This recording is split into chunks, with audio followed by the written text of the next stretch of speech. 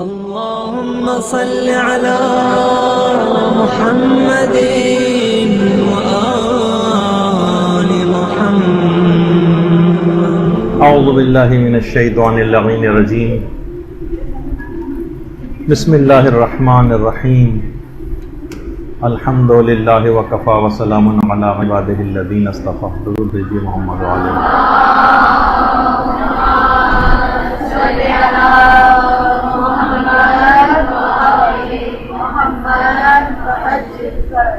یہ بات کہی جاتی ہے علماء کی طرف سے کہ جہاد عاشورہ اور انتظار فرج اصل میں دونوں ایک ہی سکے کے دو رخ ہیں.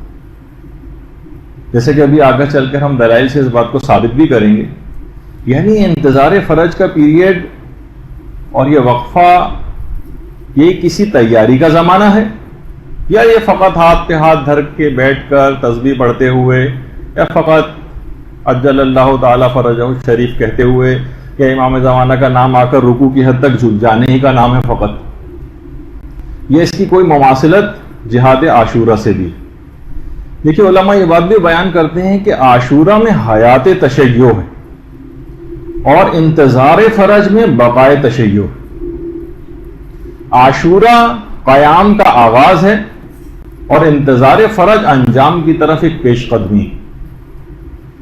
اور یہ بات بھی کہی جاتی ہے کہ عاشورہ دروازہ انتظار ہے، دریچہ انتظار ہے، اور انتظار تجلی عاشورہ ہے. اتنا وقت نہیں کہ ان تمام جملوں کو سمجھایا جائے، لیکن ان دونوں میں آپس میں چولی دامن کا ساتھ. یعنی انتظار امام زمانہ یہ ثمرہ کربلا ہے، اور بغیر کربلا کے انتظار بالکل بے معنی ہے. وہ تمام قومیں جو عاشورے سے کٹ کر انتظار کر رہی ہیں کسی مسئلے کا، ان کا انتظار بے معنی اور عبث ہے. اور یہ جملہ بھی علماء فرماتے ہیں کہ اگر عاشورہ اور انتظار فرج، یہ جو دو چیزیں ہیں نا، عاشورہ اور انتظار فرج، یہ اصل میں شیعت کے دو بالوں پر ہے. اگر دونوں نہ رہیں تو چشمہ غدیر خشک ہو جائے.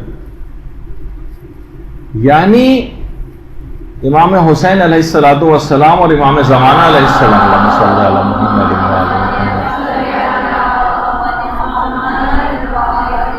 یہ دونوں ایک دوسرے سے جڑے ہوئے ہیں اور دونوں میں فوق العادہ قسم کی مماثلتیں بھی. ایک تو خود اسی مہینے کی دیکھ لیجیے مناسبت کہ دونوں ائمہ کی ولادت اسی شعبان کے مہینے میں ہوئی.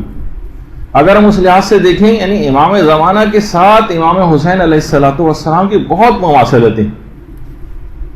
القابات کے اعتبار سے اگر ہم دیکھیں تو سار اللہ، دونوں کے القاب میں جو ہے وہ شمار کیا جاتا ہے. سار اللہ امام زمانہ کا لقب بھی ہے اور سار اللہ امام حسین علیہ السلام کا بھی.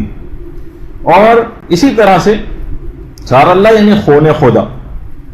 اب یہ اس کو مجازی معنوں میں کہا جاتا ہے، حقیقی ظاہر ہے کہ اس طور پہ نہیں کہا جا رہا کہ خدا کا کوئی خون ہوا کرتا، لیکن بہرحال ان کے اس طرح سے القاب میں ہے. اسی طرح سے الوتر الموتور، جو اکیلے اور یک و تنہا کے معنوں میں الوتر الموتور، یہ امام زمانہ کا لقب بھی ہے اور یہی لقب امام حسین علیہ السلام کا بھی. اب طرید الشرید، یہ بہت سی روایت میں الشرید الطرید کر کے بھی، بے گھر بے وطن، یہ القابات امام زمانہ کے لیے بھی ہیں اور یہی القابات جو ہے وہ امام حسین علیہ السلام کے لیے بھی. اور یہ القابات خود امیر المومنین اور پانچویں امام نے امام زمانہ کو ان القابات سے یاد کیا.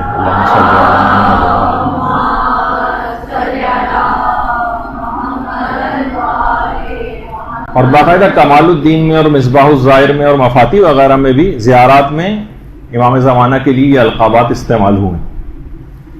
اچھا، جو زمانہ رجت ہوگا اس میں بھی امام زمانہ کے انتقال یا شہادت کے بعد جو سب سے پہلے امام آئیں گے رجت میں، جو امام زمانہ کا غسل کفن اور دفن انجام دیں گے، وہ بھی امام حسین علیہ السلام ہی ہوں گے. اور امام حسین اکیلے نہیں آئیں گے، 70 انبیاء کے ساتھ تشریف لائیں گے. اور امام زمانہ خون امام حسین کے انتقام کے لیے تشریف لائیں گے. یہ بھی آپ سننے میں آتی ہے. یہی وجہ ہے کہ بہت سے علماء فرماتے ہیں کہ امام زمانہ روزانہ واقعہ کربلا کو اپنی آنکھوں سے دیکھتے ہیں. اسی کا انتقام کے لیے مجھ کو ظہور کرنا. اور یہ بھی ہے باقاعدہ الزام الناصب جو بہت مشہور کتاب ہے اس سلسلے میں، کہ امام نے خود اپنا تعارف بھی اس سلسلے میں یہی کروایا ہے کہ انا الصمصام المنتقم، انتقام لینے کے حوالے سے خون امام حسین کا ان تمام مظالم کا انتقام لینا، یعنی ایک لحاظ سے امام حسین اور امام زمانہ ہر جگہ اس انداز سے ان کا آپس میں ساتھ۔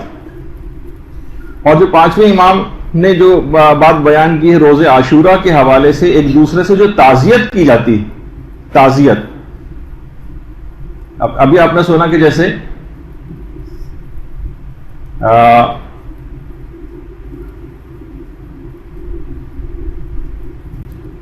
جو تعزیت بھی کی جاتی ہے اس میں بھی یہی الفاظ آئے، اعظم اللہ اجورنا بمصابنا الحسین وجعلنا وإياكم من الطالبین لثارہ مع ولیہ الامام المہدی، یعنی اس کے الفاظ ہی یہی مصباح المتحجد میں بھی ہے اور مفاتی میں بھی ہے کہ پروردگارہ امام حسین کی سوگواری کی برکت سے ہمارے اجر و ثواب میں اضافہ فرما، اور ہمیں اور آپ کو امام مہدی کے ہمراہ امام حسین کے خون کا بدلہ لینے والوں میں سے قرار دے۔ یعنی جہاں پہ بھی اس قسم کے الفاظ آئے امام حسین اور امام زمانہ دونوں ساتھ ساتھ، اور یہی وجہ ہے کہ حضرت زہرا نے بھی حضرت محسن کی جب شہادت ہوئی تھی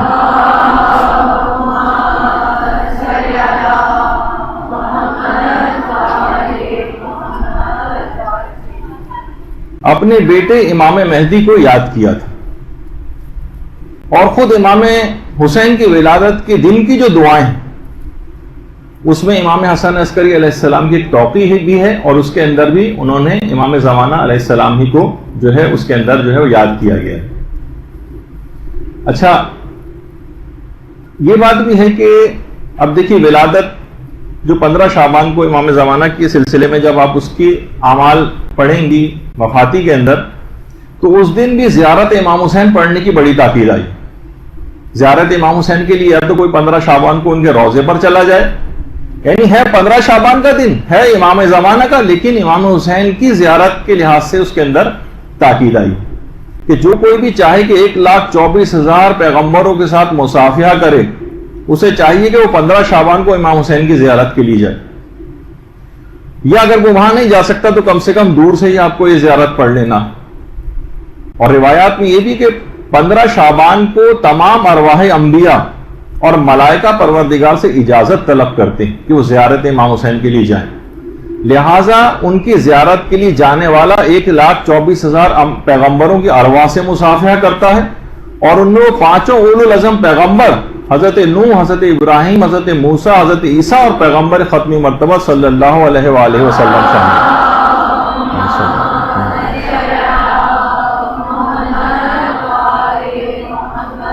15 شعبان ہے امام زمانہ کی ولادت کا دن، لیکن امام حسین کی زیارت کی اس قدر تاکید۔ اسی طرح سے جو شب قدر وہ خود امام زمانہ علیہ السلام سے منسوب ہے، اور اس میں زیارت امام حسین پڑھنے کی انتہا سے زیادہ تاکید آئی۔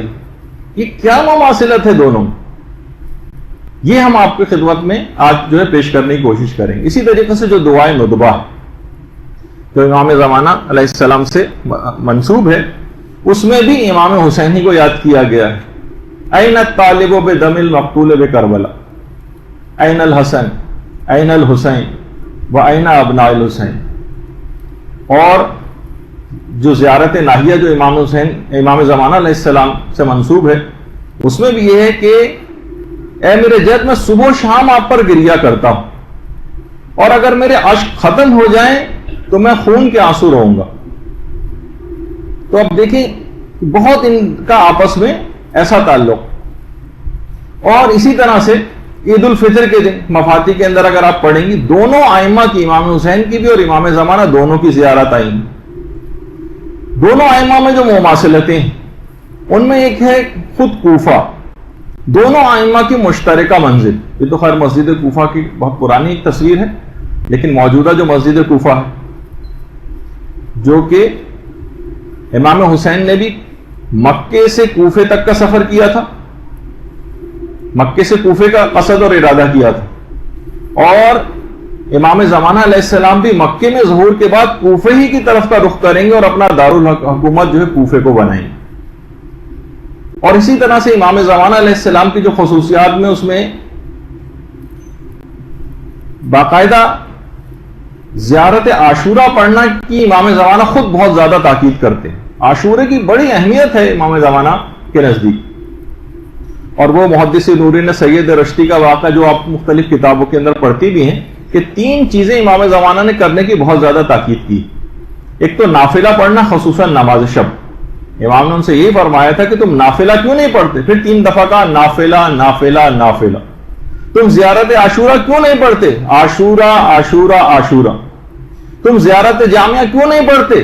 جامعہ جامعہ جامعہ. نجم الثاقب میں محدث نوری نے اور خود مفاتی میں بھی جو زیارات وغیرہ دی گئی ہیں اس کے اندر یہ پورا جو ہے واقعہ وہ پیش بھی کیا. تو بہرحال ہے زیارت عاشورہ، لیکن امام زمانہ اس کی بڑی تاکید کرتے ہیں. اسی طرح سے ملائکہ کی جو نصرت ہے یہ دونوں ائمہ کے لیے، امام زمانہ علیہ السلام کے لیے بھی ملائکہ نصرت کے لیے موجود ہوں گے. خود جیسے کہ امام رضا علیہ السلام سے جو روایت ہے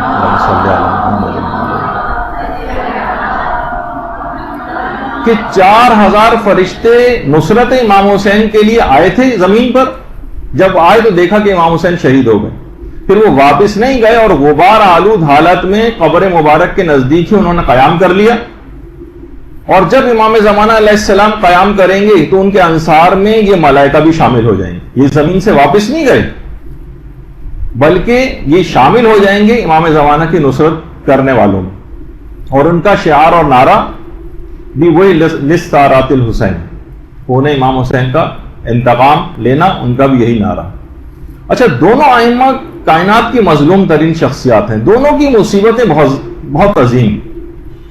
خود امام حسین علیہ السلام کے لیے تو باقاعدہ جملہ بھی یہی آیا کہ لا یوم کا یوم کا یا ابا عبداللہ. واقعی جو عاشورے کے دن جو مصائب امام حسین علیہ السلام پر پڑے، اس دن سے زیادہ کوئی دن اس دن کا مقابلہ نہیں کر سکتا. اور خود امام زمانہ علیہ السلام نے بھی یہ بات کہی کہ میں کائنات کا مظلوم ترین شخص ہوں، جس پہ ہم پچھلی دفعہ جو امام زمانہ کی پچھلے سالوں میں گفتگو ہوئی ہے اس میں پورا واقعہ بھی نقل کیا تھا جب امام نے یہ جملہ کہا تھا. اچھا، خود امام زمانہ مصائب امام حسین پڑھنے کے بعد اپنی تعجیل فرج کی دعاؤں کے لیے کہتے ہیں، باقاعدہ تاکید کرتے ہیں. صاحب مکیال المکارم شیخ آیت اللہ سید تقی موسوی اصفہانی وہ خود فرماتے ہیں کہ میرے ایک صالح دوست نے خواب میں امام زمانہ علیہ السلام کو دیکھا تھا.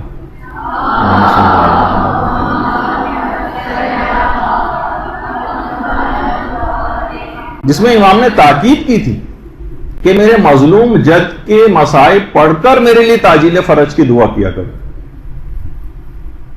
اچھا، دونوں ائمہ کا اگر آپ ہدف اور مقصد دیکھیں تو احیاء دین. امام حسین نے بھی آ کر دین کو زندہ کیا. وہ خود فرما گئے تھے کہ میں اپنے جد کی امت کی اصلاح کے لیے نکل رہا ہوں اور میرا ارادہ یہ ہے کہ میں امر بالمعروف اور نہی عن المنکر کروں اور اپنے بابا اور اپنے جد پیغمبر اسلام کی سیرت پر چلوں. یہ ان کا بھی ہدف اور مقصد تھا. اور یہی مقصد امام زمانہ علیہ السلام کا بھی ہے کہ خود پیغمبر یہ بات ان کے لیے فرما گئے کہ لِيُصْلِحَ الْأُمَّةَ بَعْدَ فَسَادِهِ، یعنی وہ اس وقت جب فساد اس حد تک پھیل جائے گا اس وقت امت کی اصلاح کے لیے جو ہے وہ ظہور کریں گے. یعنی جس وقت انحرافات اپنے عروج پر ہوں گے. تو دونوں ائمہ کا مقصد احیاء دین. اچھا، دونوں ائمہ ہی کے متعلق یہ بات ملتی ہے کہ لوگ ان کے ہمرکاب ہو کر شہادت اور کامیابی حاصل کرنے کی دعائیں کرتے ہیں. یا لیتنی کنت معہم فافوز فوزا عظیما، کہ امام حسین اگر ہم آپ کے ساتھ ہوتے تو ہم آپ کی نصرت کرتے.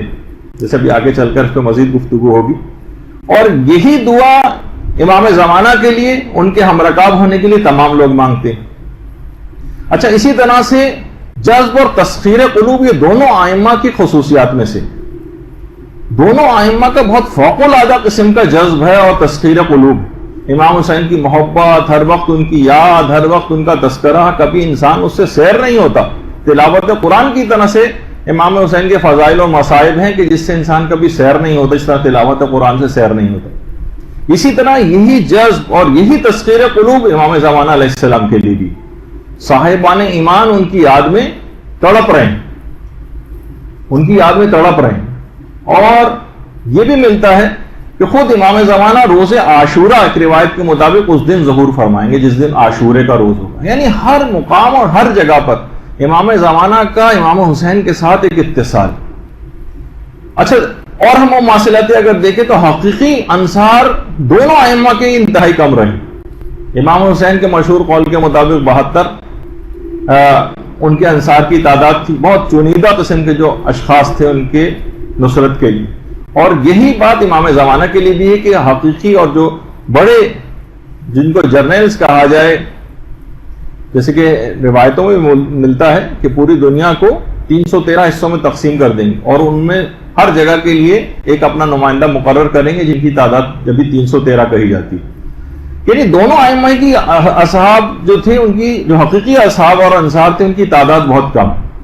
اور یہی وجہ کہ خود امیر المومنین یہ بات بیان فرماتے ہیں امام زمانہ کے بلند مرتبہ اصحاب کی قلیل تعداد کے متعلق کہ میرے باپ باپ اس چھوٹی سی جماعت پر فدا ہو جو زمین میں نامعلوم. بہت کم افراد ہیں. اچھا، ایک اور جو مواصلت کہ دونوں ائمہ کے مشن اور ہدف پہ قوم نے توجہ نہیں دی. آج تک کسی نے نہ جانا کہ امام حسین نے قربانی کیوں دی تھی. بس ایک مبہم سا جملہ لوگوں کی زبان پر آ جاتا ہے، اسلام کے لیے قربانی دی تھی. بہت ویک قسم کا جملہ ہے. یہی نا کہ اسلام بچ جائے تاکہ ہم اس پر عمل کر سکیں، اس وجہ سے قربانی دی تھی. ایسے اسلام کے لیے تو قربانی نہیں دی تھی نا کہ جو معطل اور بیکار پڑا رہے. نہ عزاداروں نے کوئی توجہ دی اور نہ ہی زیادہ تر ذاکرین نے کوئی توجہ دی. نہ وہ کبھی ہدف اور مقصد امام حسین پر گفتگو کرتے نظر آتے ہیں معدود چند علماء حقہ کے کہ جنہوں نے واقعی سلسلے میں حق ادا کیے، لیکن زیادہ تر ہم کو سننے میں نہیں آتا. یہی معاملہ امام زمانہ کے ساتھ بھی. یہ تو کہا جاتا ہے کہ وہ زمین کو آ کر گناہوں سے پاک کر دیں گے، عدل و انصاف سے پر کر دیں گے، مگر خود اپنی زندگیوں میں صاحبان ایمان گناہوں کو ختم کرنے پر تیار نہیں. یعنی کہا جاتا ہے کہ آج بھی اگر آپ انفرادی طور پر بھی خود کو گناہوں سے پاک کر لیں تو آپ کے لیے انفرادی طور پر بھی امام کا ظہور ہو سکتا ہے، آپ کے لیے امام ظاہر ہو سکتے ہیں، آپ کی ملاقات ان سے ہو سکتی، امام کے رخ زیبا سے پردہ آپ کے لیے اٹھ سکتا. تو بہرحال یہ ایک بات ہے کہ دونوں ائمہ کے مشن اور مقصد پر قوم نے توجہ نہیں دی. اچھا، اگر دیکھیں تو دونوں ائمہ کی سیرت میں ملتا ہے کہ دونوں ائمہ کو خطوط تحریر کر کر کے بلائے جانے کی باتیں کی گئی.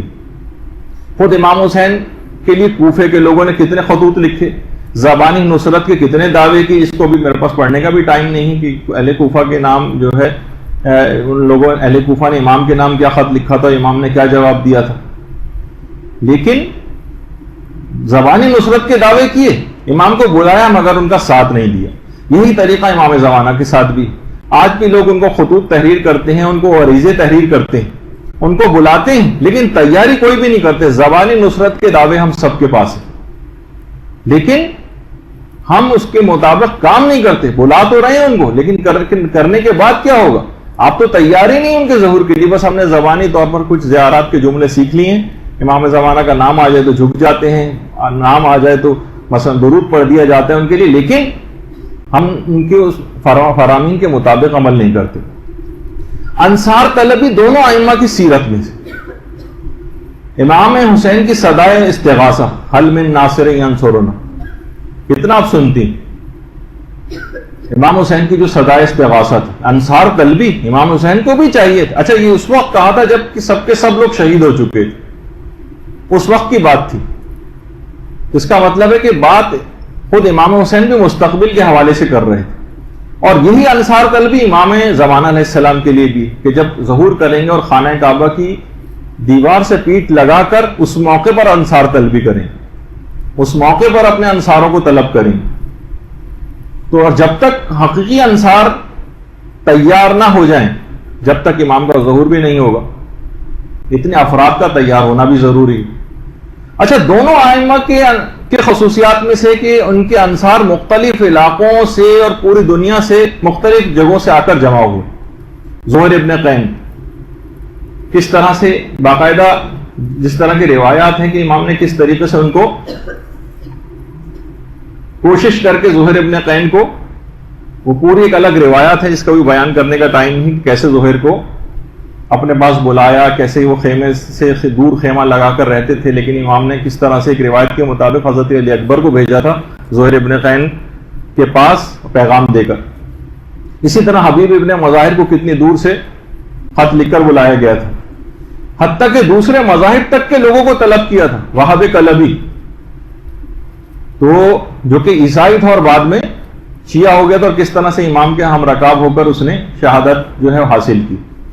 اسی طرح سے امام حسین علیہ السلام کا بھی کہ پوری دنیا سے اکنان عالم سے لوگوں کو امام مختلف علاقوں سے جمع کریں. تو اس لحاظ سے اگر ہم دیکھیں تو خود ائمہ کے انصار کے اندر یہ دونوں ائمہ جو تھے ان کے انصار میں بھی صفات کے اعتبار سے حیرت انگیز مشابہت. دونوں کے اصحاب معرفت میں، محبت میں، اطاعت میں، وفا شعاری میں، عبادت میں، صداقت میں، اخلاص میں، شجاعت میں، گویا ہر صفت نیک اپنے کمال عروج پر ہو. اور تمام انصار مہدی یہ بھی خصوصیت میں سے ہے کہ وہ مکتب عاشورہ ہے ہی کے پرورش یافتگان میں سے ہوں. تربیت ان کی بالکل عاشورہ کے مجاہدین کے اسٹائل پر ہے. دونوں ائمہ کے انصار کو دیکھیں، استقامت دونوں ائمہ کے انصار کی بنیادی خصوصیات میں سے. امام حسین نے جب تیسری مرتبہ چراغ گل کیے تھے تو کئی دفعہ چراغ گل کرنے کا واقعہ 3 دفعہ کم سے کم پیش آیا، اور آخری دفعہ جب گل کیا مقصد یہی تھا کہ جتنے ناخالص افراد ہیں وہ اس میں سے نکل جائیں. کوئی ناخالص افراد میں سے امام حسین کی نصرت نہیں کر سکتا تھا. اور اس کے بعد جو بچے وہ استقامت کے پہاڑ. یہی استقامت اصحاب امام زمانہ علیہ السلام کے لیے بھی ہے کہ ان کے دل ایسے ہوں گے جیسے فولاد کی طرح سے. روایات کے اندر یہ بات بیان کی گئی، فولاد کی طرح کی استقامت ہوگی. یہ نہیں کہ ہماری طرح سے ذرا سے ہمارے معمولات زندگی میں تھوڑی سی تبدیلی واقع ہو جائے تو ہمارا ایمان بھی ادھر سے ادھر ہو جاتا ہے، ہوا کے جھونکے کی طرح سے. جس طرح ایک معمولی سا کوئی پودا جو ہے ہوا کے جھونکوں کے رحم و کرم پر ہو جاتا ہے، ایسا ہمارا ایمان ڈگمگاتا رہتا ہے.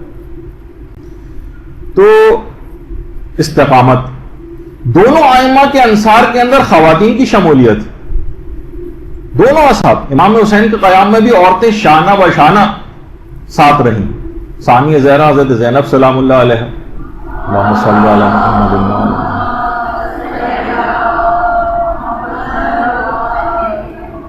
حضرت ام کلثوم، اس کے علاوہ ازواج امام حسین علیہ السلام اور زہیر کی بیوی دلہم، جس نے حضرت زہیر ابن قین کو باقاعدہ آمادہ کیا تھا اور کہا کہ تم شش پوائنٹ میں پڑھ رہے ہو، امام حسین نے تم کو طلب کیا ہے اور تم جو ہے تذبذب کا شکار ہو.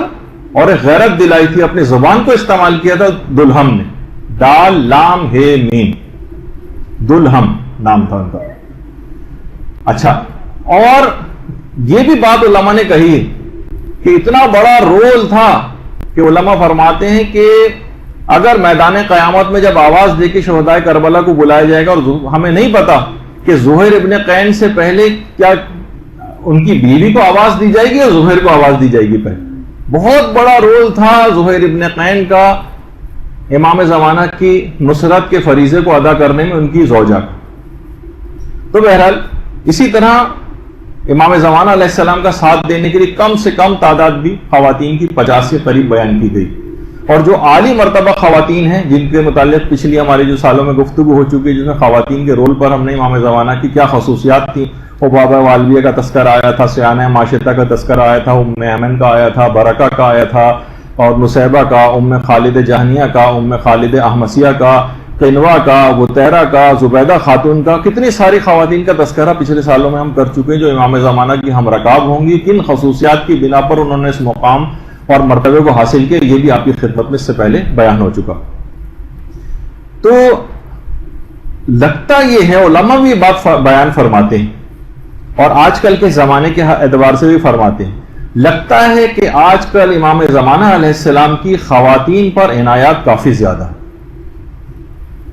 خاص طور پر خواتین علم دین کی طرف راغب ہونا ان کا، بچیوں کے مدارس کتنے زیادہ جو ہے وہ پھیلتے چلے جا رہے ہیں.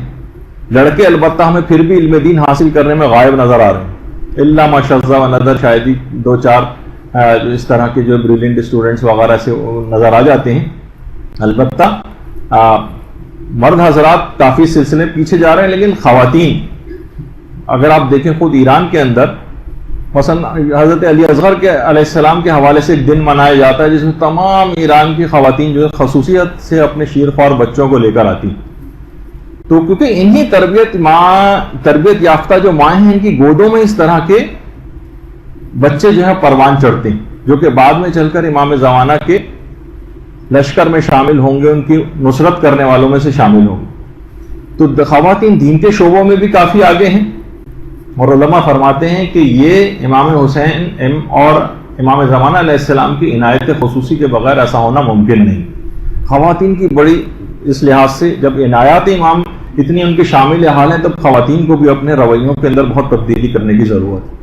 اچھا، خود انتظار دونوں ائمہ کی سیرت کی خصوصیات میں سے رسول اسلام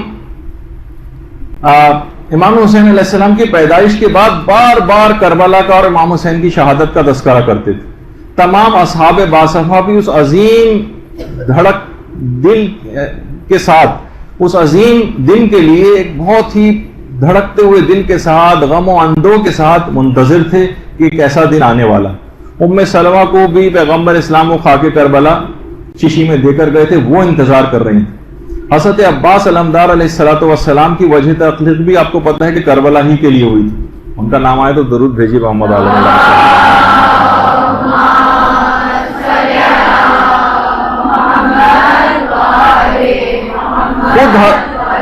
خود حضرت ابو الفضل العباس شدت سے انتظار کر رہے تھے کہ میری پیدائش کا مقصد یہ، میں اسی دن کے لیے پیدا ہوا ہوں.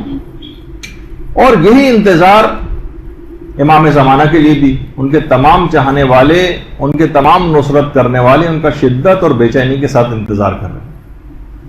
اچھا، دونوں ائمہ کے حوالے سے اگر ہم دیکھیں کہ دنیا میں دونوں ائمہ کا کوئی بھی انکاری نہیں، ان کی عظمت کے تمام لوگ قائل ہیں. ہر قوم اور ہر ملت امام حسین کی مثلا عظمت کے گیت گاتی اور دل سے ان کی عظمت کے قائل ہیں. ہر قوم، ہر مذہب، حتیٰ کہ انڈیا میں بہت سارے تعزیے ہندو حضرات جو ہے وہ بھی نکالتے ہیں امام حسین کے لیے. ماتم تک جو ہے وہ کرنے کی ان کی اطلاعات ہیں کہ وہ لوگ غم مناتے ہیں اور ماتم تک جو ہے وہ کرتے ہیں. تو اسی طرح ہر قوم اور ہر مذہب بھی یہ مانتا ہے کہ ایک مصلح غیبی آئے گا. تو اس لحاظ سے دونوں ائمہ کے حوالے سے ہر قوم اور ہر مذہب کا شخص ان کو مانتا. اور دونوں ائمہ کے متعلق یہ بات کہی جاتی کہ دونوں ائمہ حضرت زہرا کی اولاد میں سے.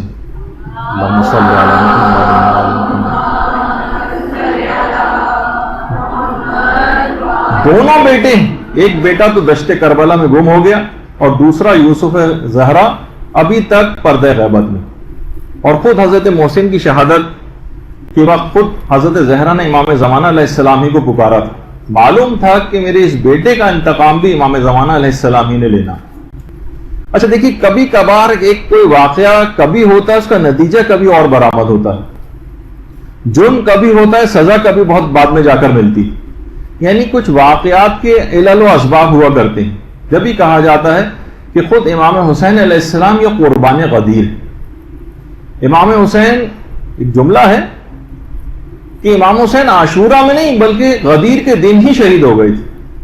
یہ وہی دشمنی غدیر کی نکالی گئی تھی عاشورے کے دن غدیر کی. اور البتہ یہ کہا جاتا ہے اور حقیقت بھی ہے کہ ولایت کے دفاع کی جو پہلی قربانی وہ حضرت زہرا سلام اللہ علیہ نے دی تھی. اللہم صلی علی محمد و آل محمد. دفاع امیر المومنین ہی کے نتیجے میں تو محسن شہید ہوئے تھے اور خود پھر اسی میں اپنی شہادت بھی ان کی واقع ہوئی تھی اور دفاع ولایت ہی کے لیے دربار خلافت میں گئی تھی.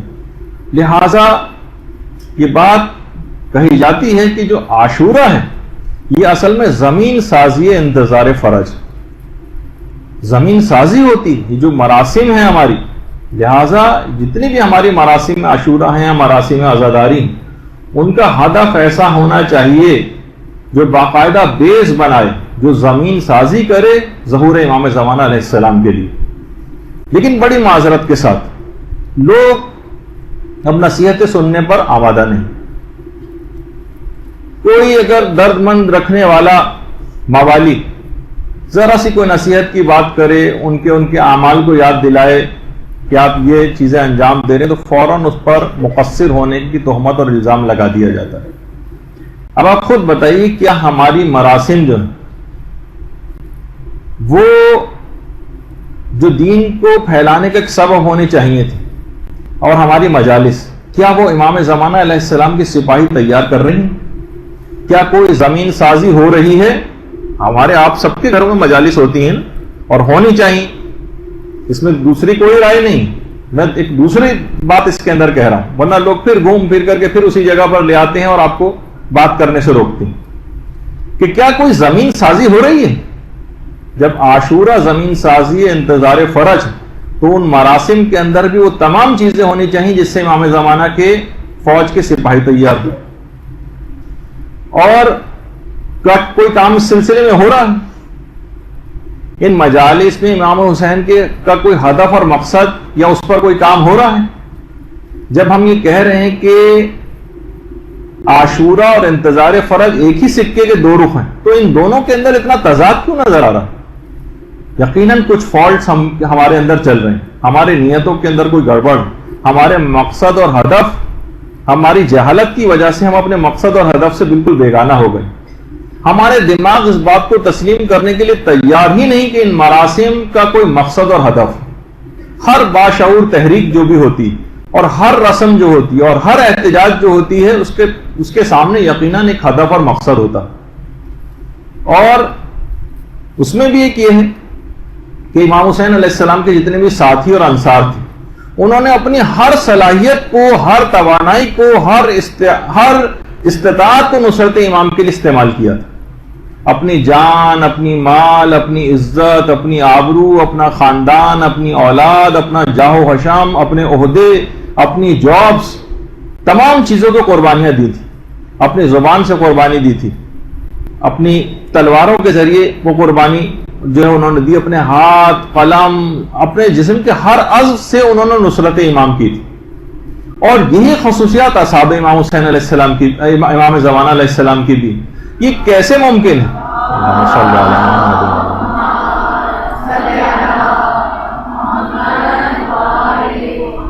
یہ کیسے ممکن ہے کہ اگر ہم ان کے مددگاروں انصاروں کے اندر شامل ہوں تو ہم کس صلاحیت کی بنا پر ان کے انصار میں شامل ہو رہے ہیں جس سے ہم ان کی مدد کر سکیں؟ آپ صلاحیت بتائیے نا مجھے۔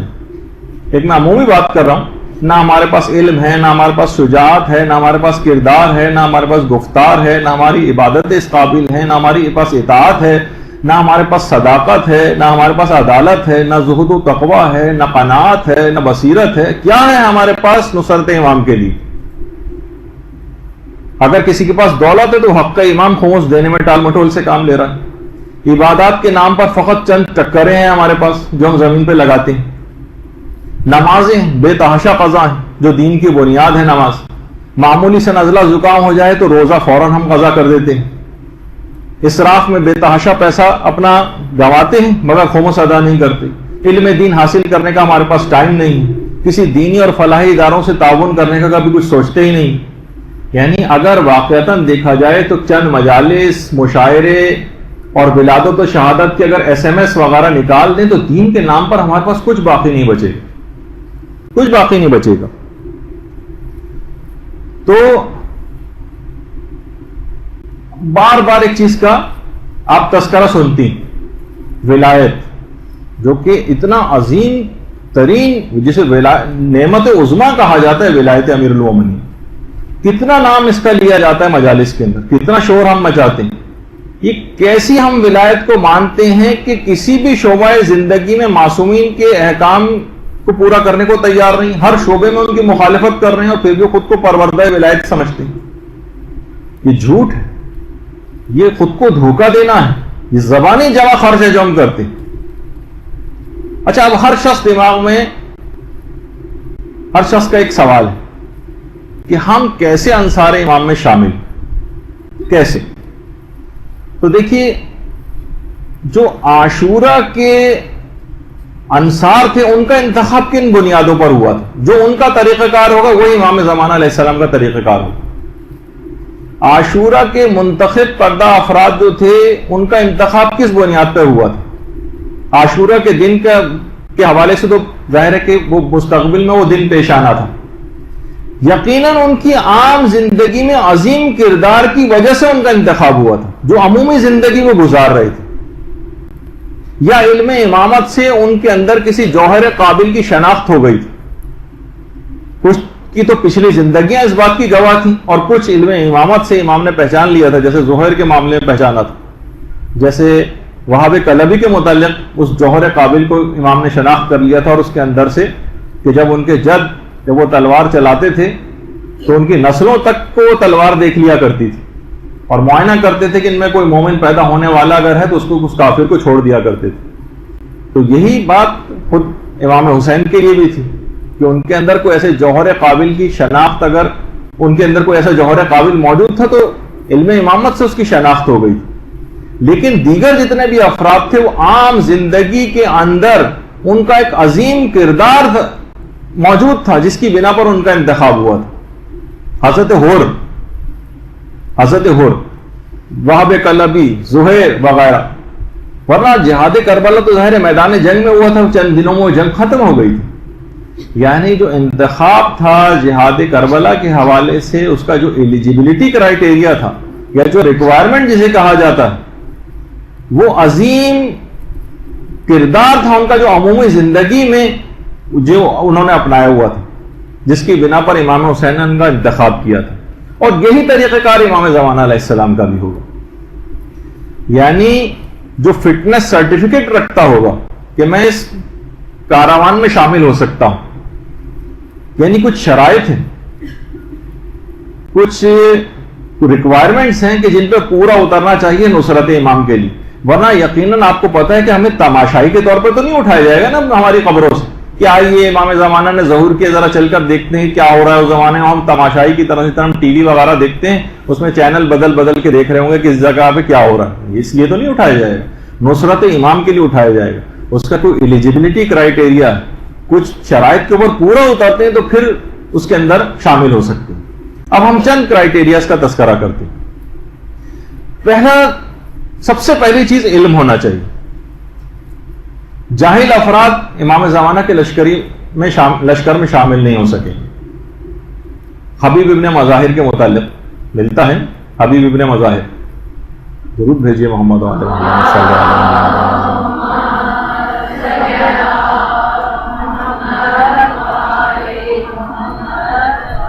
مرد فقیہ کہہ کر خط کی ابتدا کی تھی امام نے، جو خط لکھا تھا۔ علم، اس پہ بھی علماء نے بہت بات کی ہے کہ امام نے ان کو مرد فقیہ کہہ کے کیوں مخاطب کیا تھا، علم کے اعتبار سے، یعنی اس خصوصیت کا تذکرہ بھی اپنے خط میں کر دیا کہ جاہل افراد امام زمانہ کے لشکر میں شامل نہیں ہو سکے۔ حبیب، دیکھیں ان کی باقاعدہ ایران کے اندر باقاعدہ جب جنگ ہو رہی تھی تو ایک دستہ حبیب ابن مظاہر کے نام سے تشکیل دیا گیا تھا، جس میں بہت زیادہ بوڑھے افراد نے شرکت کی تھی، اور اپنی، اب صرف یہ نہیں کہ جس طرح کے ہمارے ہاں بہت سارے بوڑھے افراد کو ایسی سامنے ڈسپلے کے لیے لے آتے ہیں، نہیں، باقاعدہ انہوں نے اپنی جانوں کی قربانیاں دی ان بوڑھے افراد نے۔ باقاعدہ حبیب ابن مظاہر کے نام سے اس دستے کی تشکیل ہوئی، تو یہ تمام کے تمام جو بوڑھے حضرات انہوں نے، یہ بالکل ہم رکاب تھے، کیونکہ جہاد عاشورہ کے اندر بھی بوڑھے بھی ویسے ہی شانہ بشانہ آ کر لڑے تھے۔ شبیب شاکری اور حبیب ابن مظاہر اور مسلم ابن اوسجہ، یہ سب بوڑھے افراد تھے۔ تو بہرحال علم کی وجہ سے، اور ورنہ کوئی جاہل شخص، جیسے میں نے کہا کہ وہ اتنے بڑے عہدے کے اوپر نہیں جا سکتا۔ اچھا، اسی طرح سے حضرت عباس علمدار علیہ السلام،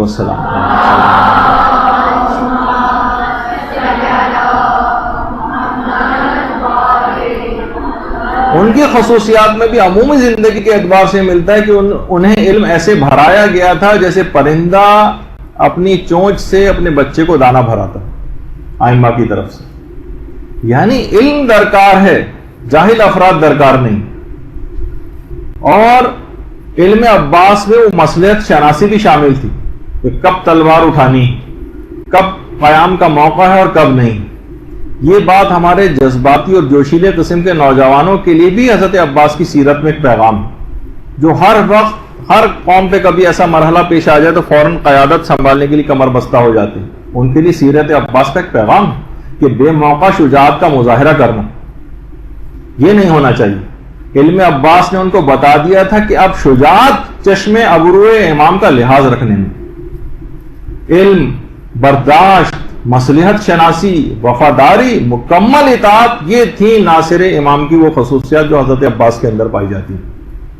عمومی زندگی کا کردار دیکھا جائے گا. یہ نہیں کہ ہم کسی بھی چیز پر امام کے عمل کر نہیں رہے اور بس زبانی ایک لقلقہ لسانی ہو رہا ہے کہ مولا ہم اپنے انصار کے اندر شامل کر لیں. اس کی کوئی حیثیت نہیں اس طرح کے جملوں کی.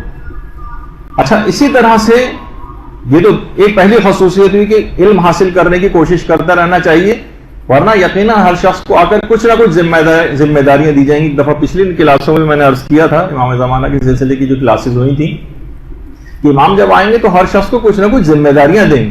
آپ نے کچھ علم حاصل کیا ہوگا تو آپ کی ذمہ داری لگائی جائے گی کہ آپ فلاں مدرسے کے اندر، امام زمانہ کی طرف سے ذمہ داریاں لگائی جائیں گی کہ آپ کو کون سا کام انجام دینا ہے. جب نہ کوئی علم حاصل کیا ہے، نہ کوئی صلاحیت حاصل کی ہے، تو کس بنیاد پہ اٹھایا جائے گا؟ کیا کریں گے آپ اٹھ کر، سوائے کہ بوجھ بنیں گی. راشن کا آپ کے لیے انتظام کیا جائے گا، یعنی آپ اور بجائے امام کا ساتھ دینے کے بوجھ بن جائیں گے ان کو. تو ایسی صلاحیت حاصل کرنی جس میں علم سب سے پہلی چیز. دوسری چیز تقوی اور اخلاق حسنہ، اس سے متصف ہونا. یعنی دونوں ائمہ کے انصار کا جو شیوہ ہے وہ تقوی اور پرہیزگاری اور اخلاق حسنہ، یہ ائمہ کے انصار کی بنیادی خصوصیات میں سے. سارے ائمہ ہی یہ بات کہتے رہے، خود امیر المومنین علیہ الصلوۃ والسلام بھی اور امام صادق رضی اللہ صلی علی محمد اعینونی بورع و اجتہاد و عفت و سداد. تقوی، سخت محنت اور کوشش، پاک دامنی اور سچائی سے میری مدد کرو، یہ کہہ کے گئے.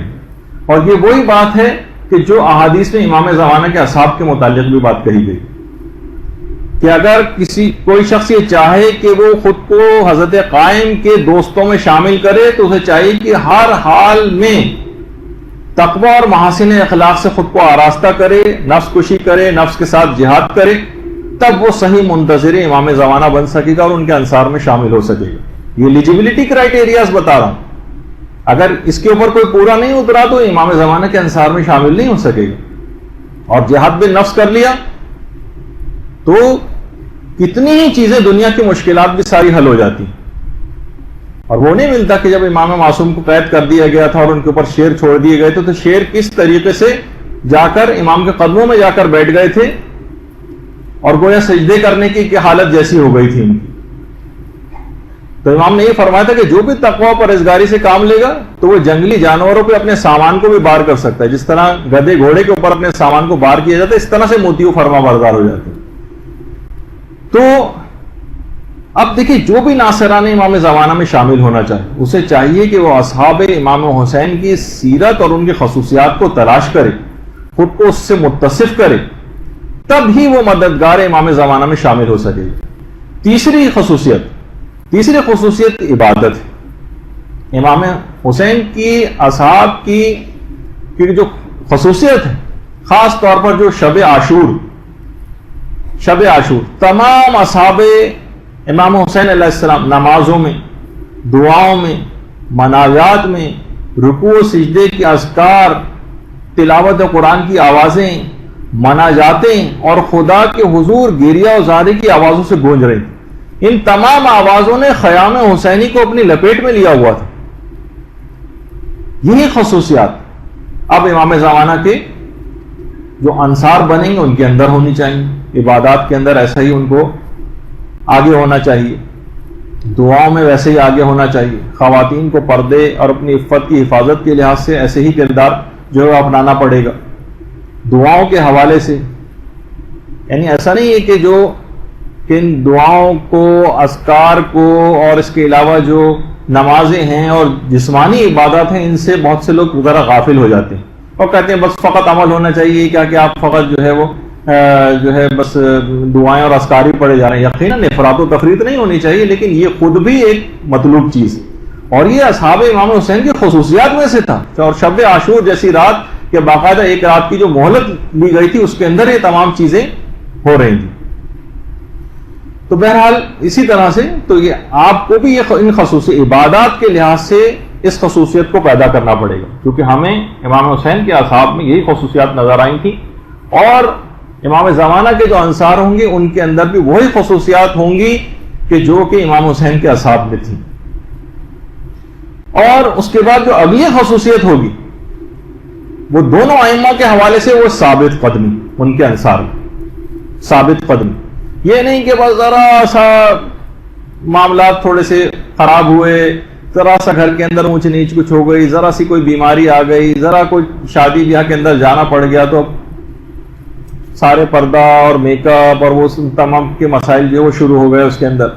کوئی جیسے میں نے اس سے پہلے کہا کہ ذرا سا نزلہ کھانسی ہوا اور روزہ آپ نے چھوڑ دیا، ذرا سا بیمار پڑ گئے اور اسپتال میں داخل ہونا پڑ گیا تو وہاں نمازیں جو ہیں وہ قضا کرنے لگے. ثابت قدمی دین کے اوپر نہیں. یہ ایسے افراد انصار امام زمانہ میں شامل نہیں ہو سکے. ثابت قدمی ہلال ابن نافع امام حسین کے اصحاب میں تھے نا. شب عاشورہ امام سے فرمایا تھا کہ مولا یقیناً ہم اپنے ارادوں اور بصیرتوں پر قائم، یعنی اپنے عزم اور استقامت کا اظہار کیا تھا اپنی ثابت قدمی کا. حضرت عباس علمدار علیہ الصلوۃ والسلام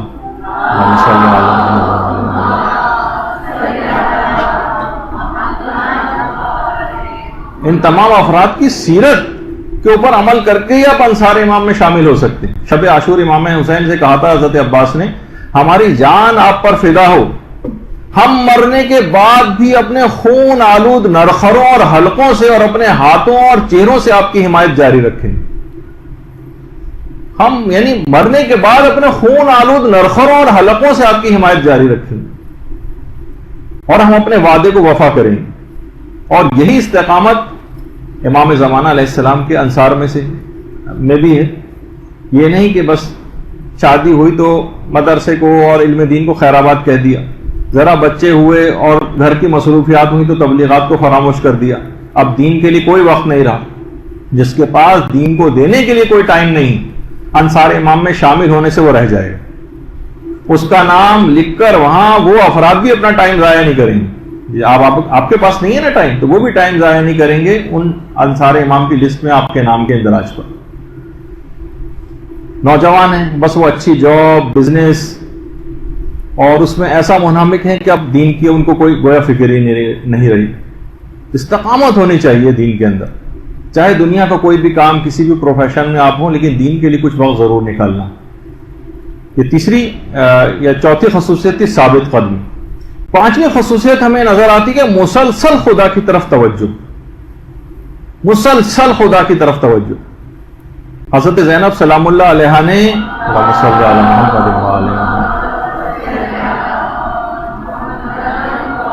جب شہادت امام حسین ہو گئی تھی تو اس وقت ایک جملہ کہا تھا لاشے پر آ کر کہ اللہم تقبل منا ھذا القربان، پروردگارا یہ قربانی ہماری طرف سے قبول فرما. مسلسل یعنی اس موقع پر بھی خدا کی یاد کہ انسان کا اس وقت دماغ معاف ہو جاتا ہے اتنے مصائب کو دیکھنے کے بعد، لیکن اس موقع پر لاشے پر آ کر یہ بات کہنا، جس میں اقدس کے پاس آ کر اس بات کو کہنا کہ پروردگار اس قربانی کو قبول فرما. اور جب ابن زیاد کے دربار میں ثانیہ زہرا پہنچی تھی تو اس نے کہا تھا نا دیکھا کہ تمہارے بھائی کے ساتھ خدا نے کیا سلوک کیا، تو ثانیہ زہرا نے اس وقت کیا کہا تھا؟ ما رأیت الا جمیلا، ہم نے اس پورے واقعے میں سوائے اچھائی اور خیر اور خوبصورتی کو کچھ بھی نہیں دیکھا. یہ جملہ انہوں نے کہا تھا. تو آپ نے دیکھا کہ بہرحال یہ تمام چیزیں ایسی ہیں کہ جن کا خیال رکھنا چاہیے. ہم مسلسل خدا کی طرف اپنی توجہ کو رکھنا چاہیے. ہمارا روزانہ دنیا کی طرف اتنے زیادہ ہر چیز کے اندر مائل ہو جاتے ہیں کہ خدا ہمارے دماغوں سے محو ہو جاتا ہے.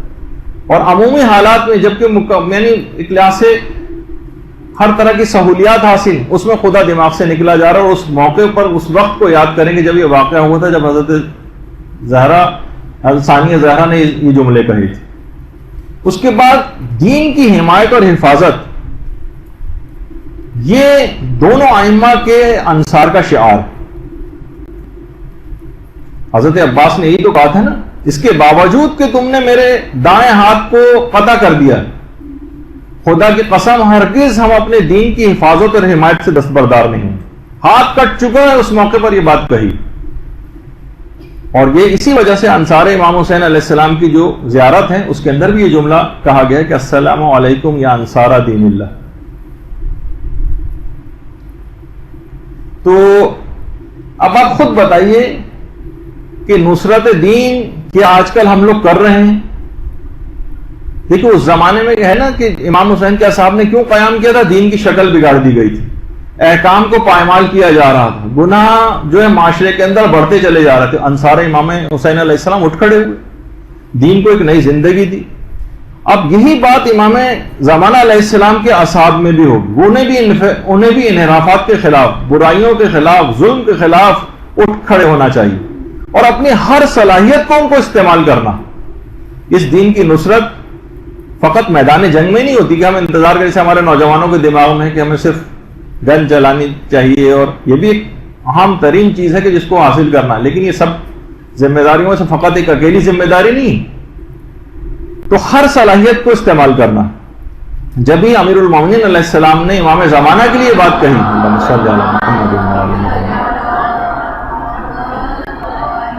کہ وہ مری ہوئی اور متروک سنتوں کو دوبارہ زندہ کریں، اور اصحاب امام زمانہ علیہ السلام دین پر عمل کر کے دکھائیں گے لوگوں کو۔ جب بھی امیر المومنین نے اصحاب امام زمانہ کے خصوصیات بیان کرتے ہوئے یہ بات کہی تھی کہ وہ اپنے ہاتھ اور اپنے دامن کو پاکیزہ رکھیں گے، ان کی زبانوں پر کبھی گالی نہیں آئے گی، وہ ناحق کسی کو تکلیف نہیں پہنچائیں گے، وہ ممتاز سواریوں پر سوار نہیں ہوں گے، وہ بے انتہا قیمتی لباس نہیں پہنیں گے، وہ امانتوں میں خیانت نہیں کریں گے، وہ راہ خدا میں اچھی طرح سے جہاد کریں گے، یعنی خوب کوشش کریں گے راہ خدا میں۔ باقاعدہ یہ جملے فرہنگ عاشورہ جو ہے، جو جواد محدثی کی کتاب ہے، اس کے اندر امیر المومنین نے اصحاب امام زمانہ کے خصوصیات بیان کی ہیں باقاعدہ۔ اور خود ہمارے 11ویں امام، امام حسن عسکری علیہ السلام باقاعدہ بہار الانوار کی 52ویں جلد 52 جو ہے، اس میں کہ اصحاب امام زمانہ جو دینی احکام کے سامنے سر تسلیم خم کیے ہوئے ہوں، یعنی کوئی چون چرا نہیں ہوگی، اور ان کے رخسار حق قبول کرنے کے لیے آمادہ ہوں گے۔ جو مسئلہ، یعنی میں اپنے الفاظ میں کہہ رہا ہوں کہ جو مسئلہ بتایا جائے گا فوراً مان لیں گے، یہ نہیں کہ یوں نہیں وہ نہیں، میں اس کو نہیں مانتا، یہ کیسے ہو سکتا ہے، وہ کیسے ہو سکتا ہے۔ اس جو اتنی چون چرا احکامات شریعت میں کرتے ہیں، ان کے لیے بہت مسئلہ اور مشکل ہو جائیں گے ان تمام احکامات کی پاسداری جو خود امام زمانہ آ کر دیں گے۔ اس زمانے میں بھی کہیں یہی فطرت ان کی باقی نہ رہے۔ پھر اگلی خصوصیت جو امام زمانہ کے منتظرین کی اور ان کے انصار کی ہوگی، آپس کا اتحاد اور اتفاق۔ امام حسین علیہ السلام کے جو اصحاب تھے ان میں کہیں کسی جگہ پر کوئی اختلاف آپ کو نظر آتا ہے؟ سب ایک کاز اور ایک مقصد کے لیے جنگ کر رہے تھے، اور یہی تمام خصوصیات امام زمانہ علیہ السلام کے اصحاب کی ہوں گی۔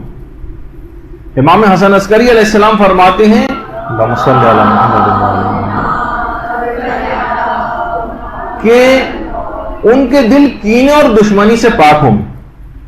اور 5ویں امام یہ بات بیان فرماتے ہیں کہ قائم کے زمانے میں رفاقت یعنی اتحاد و اتفاق کا ایک ایسا دور آ جائے گا کہ لوگ اپنے بھائیوں کے مال میں سے جتنی ضرورت ہوگی اس کو اٹھا لیں گے اور کوئی بھی نہیں روکے گا۔ ایسا زمانہ ہوگا۔ باقاعدہ الزام الناصب کے اندر تو یہ والی روایت بھی بیان کی گئی ہے کہ ان کے امام زمانہ کے جو انصار ہوں گے ان کی دوستی اتنی مضبوط ہوگی کہ گویا انہیں ایک ماں باپ نے پالا، اور اس لیے ان کے دل ایک دوسرے سے محبت اور خیر خواہی سے لبریز ہوں گے، اور ان کے دل محبت اور نصیحت پر مجتمع ہوں گے۔ یعنی اتنی مضبوط ان کی آپس میں دوستی ہوگی. اور یہاں ہم کو نظر آتا ہے کہ آپس کے اختلافات، حتیٰ کہ جو چھوٹے چھوٹے بھی مدرسے ہوتے ہیں اس میں ٹیچرز میں کا آپس میں لڑائی اور جھگڑا جو وہ چلتا رہتا ہے، سننے میں آتا رہتا ہے. ایک دوسرے کے اینٹی ہوتے ہیں، جو کارکنان ہیں وہ ایک دوسرے سے ہر وقت لڑتے جھگڑتے رہتے ہیں. تو یہ اصحاب امام زمانے کے خصوصیات میں سے نہیں. ان کے دل بالکل ایک دوسرے سے ایسے شیر و شکر رہتے. اگر کسی کو اپنے مطابق مثلا کام اس کا نہیں ہو رہا ہے تو ٹھیک ہے وہ، لیکن لڑائی جھگڑا اور اس کے اوپر کمر بستہ نہ رہے. زمین خدا بہت وسیع ہے، کسی اور جگہ چلا جائے لیکن ادارے کو کوئی شخص خراب نہ کرے. تو بہرحال یہ خصوصیت کے ساتھ ہے کہ ان کے یعنی جو اصحاب امام زمانہ ہوں گے آپس میں مکمل اتحاد اور اتفاق ہوگا، ایک دوسرے کے ساتھ لڑائی جھگڑا نہیں کریں. اس کے علاوہ پھر شجاعت و دلیری یہ خود اصحاب امام حسین کی خصوصیات میں سے تھی، اور یہی خصوصیت امام زمانہ کی ہوگی. اور فقط ایسا نہیں کہ فقط یہ جنگ سے ہی مربوط ہو. ہم کہتے ہیں ہمارے دماغ میں شجاعت کا فقط وہی تصور آتا ہے کہ بس میدان جنگ میں جوان مردی کے ساتھ لڑنا، وہ بھی ایک پہلو ہے اور اہم ترین پہلو. لیکن عام زندگی میں بھی جو شجاعت کے مظاہرے کی جس وقت آپ میدان جنگ میں نہیں، آپ کے کیا خیال ہے کہ حضرت زینب سلام اللہ علیہ نے کیا تلوار سے کوئی جہاد کیا تھا اور اپنی شجاعت دکھائی تھی؟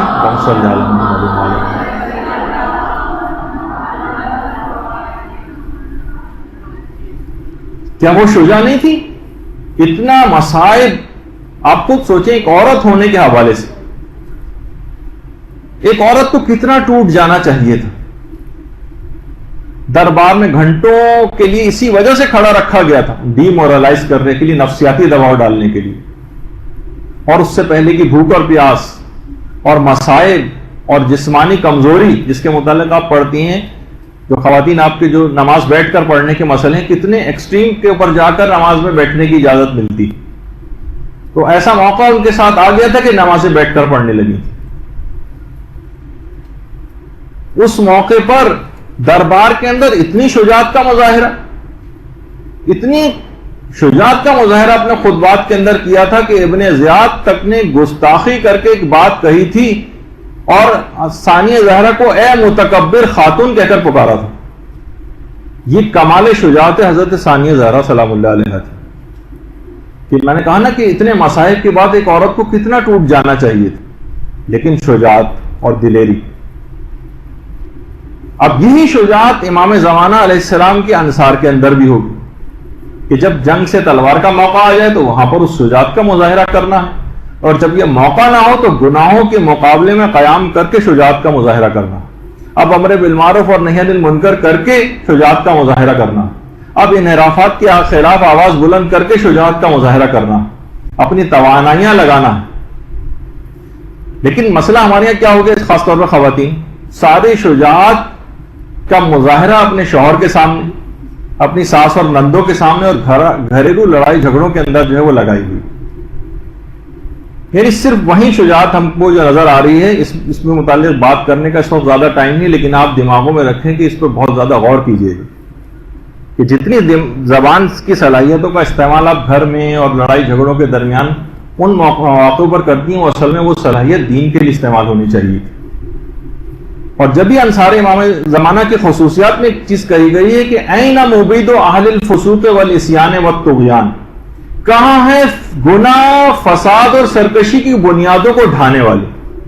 ان کا کام ہی ہے یہ گناہ اور فساد کی بنیادوں کو ڈھائیں گے. یہ نہیں کہ انتظار کرتے رہیں گے یہاں تک کہ باطل کہاں سے کہاں جو ہے وہ پہنچ جائے گا، اپنے پنجے گاڑ لے گا اور اس کے بعد پھر یہ جاگیں گے اور کچھ کام کرنا شروع کریں. نہیں، ان کو کام ٹو نپ ان دا بڈ، یعنی بالکل ابتدائی کے اندر اس کام کو کر لینا.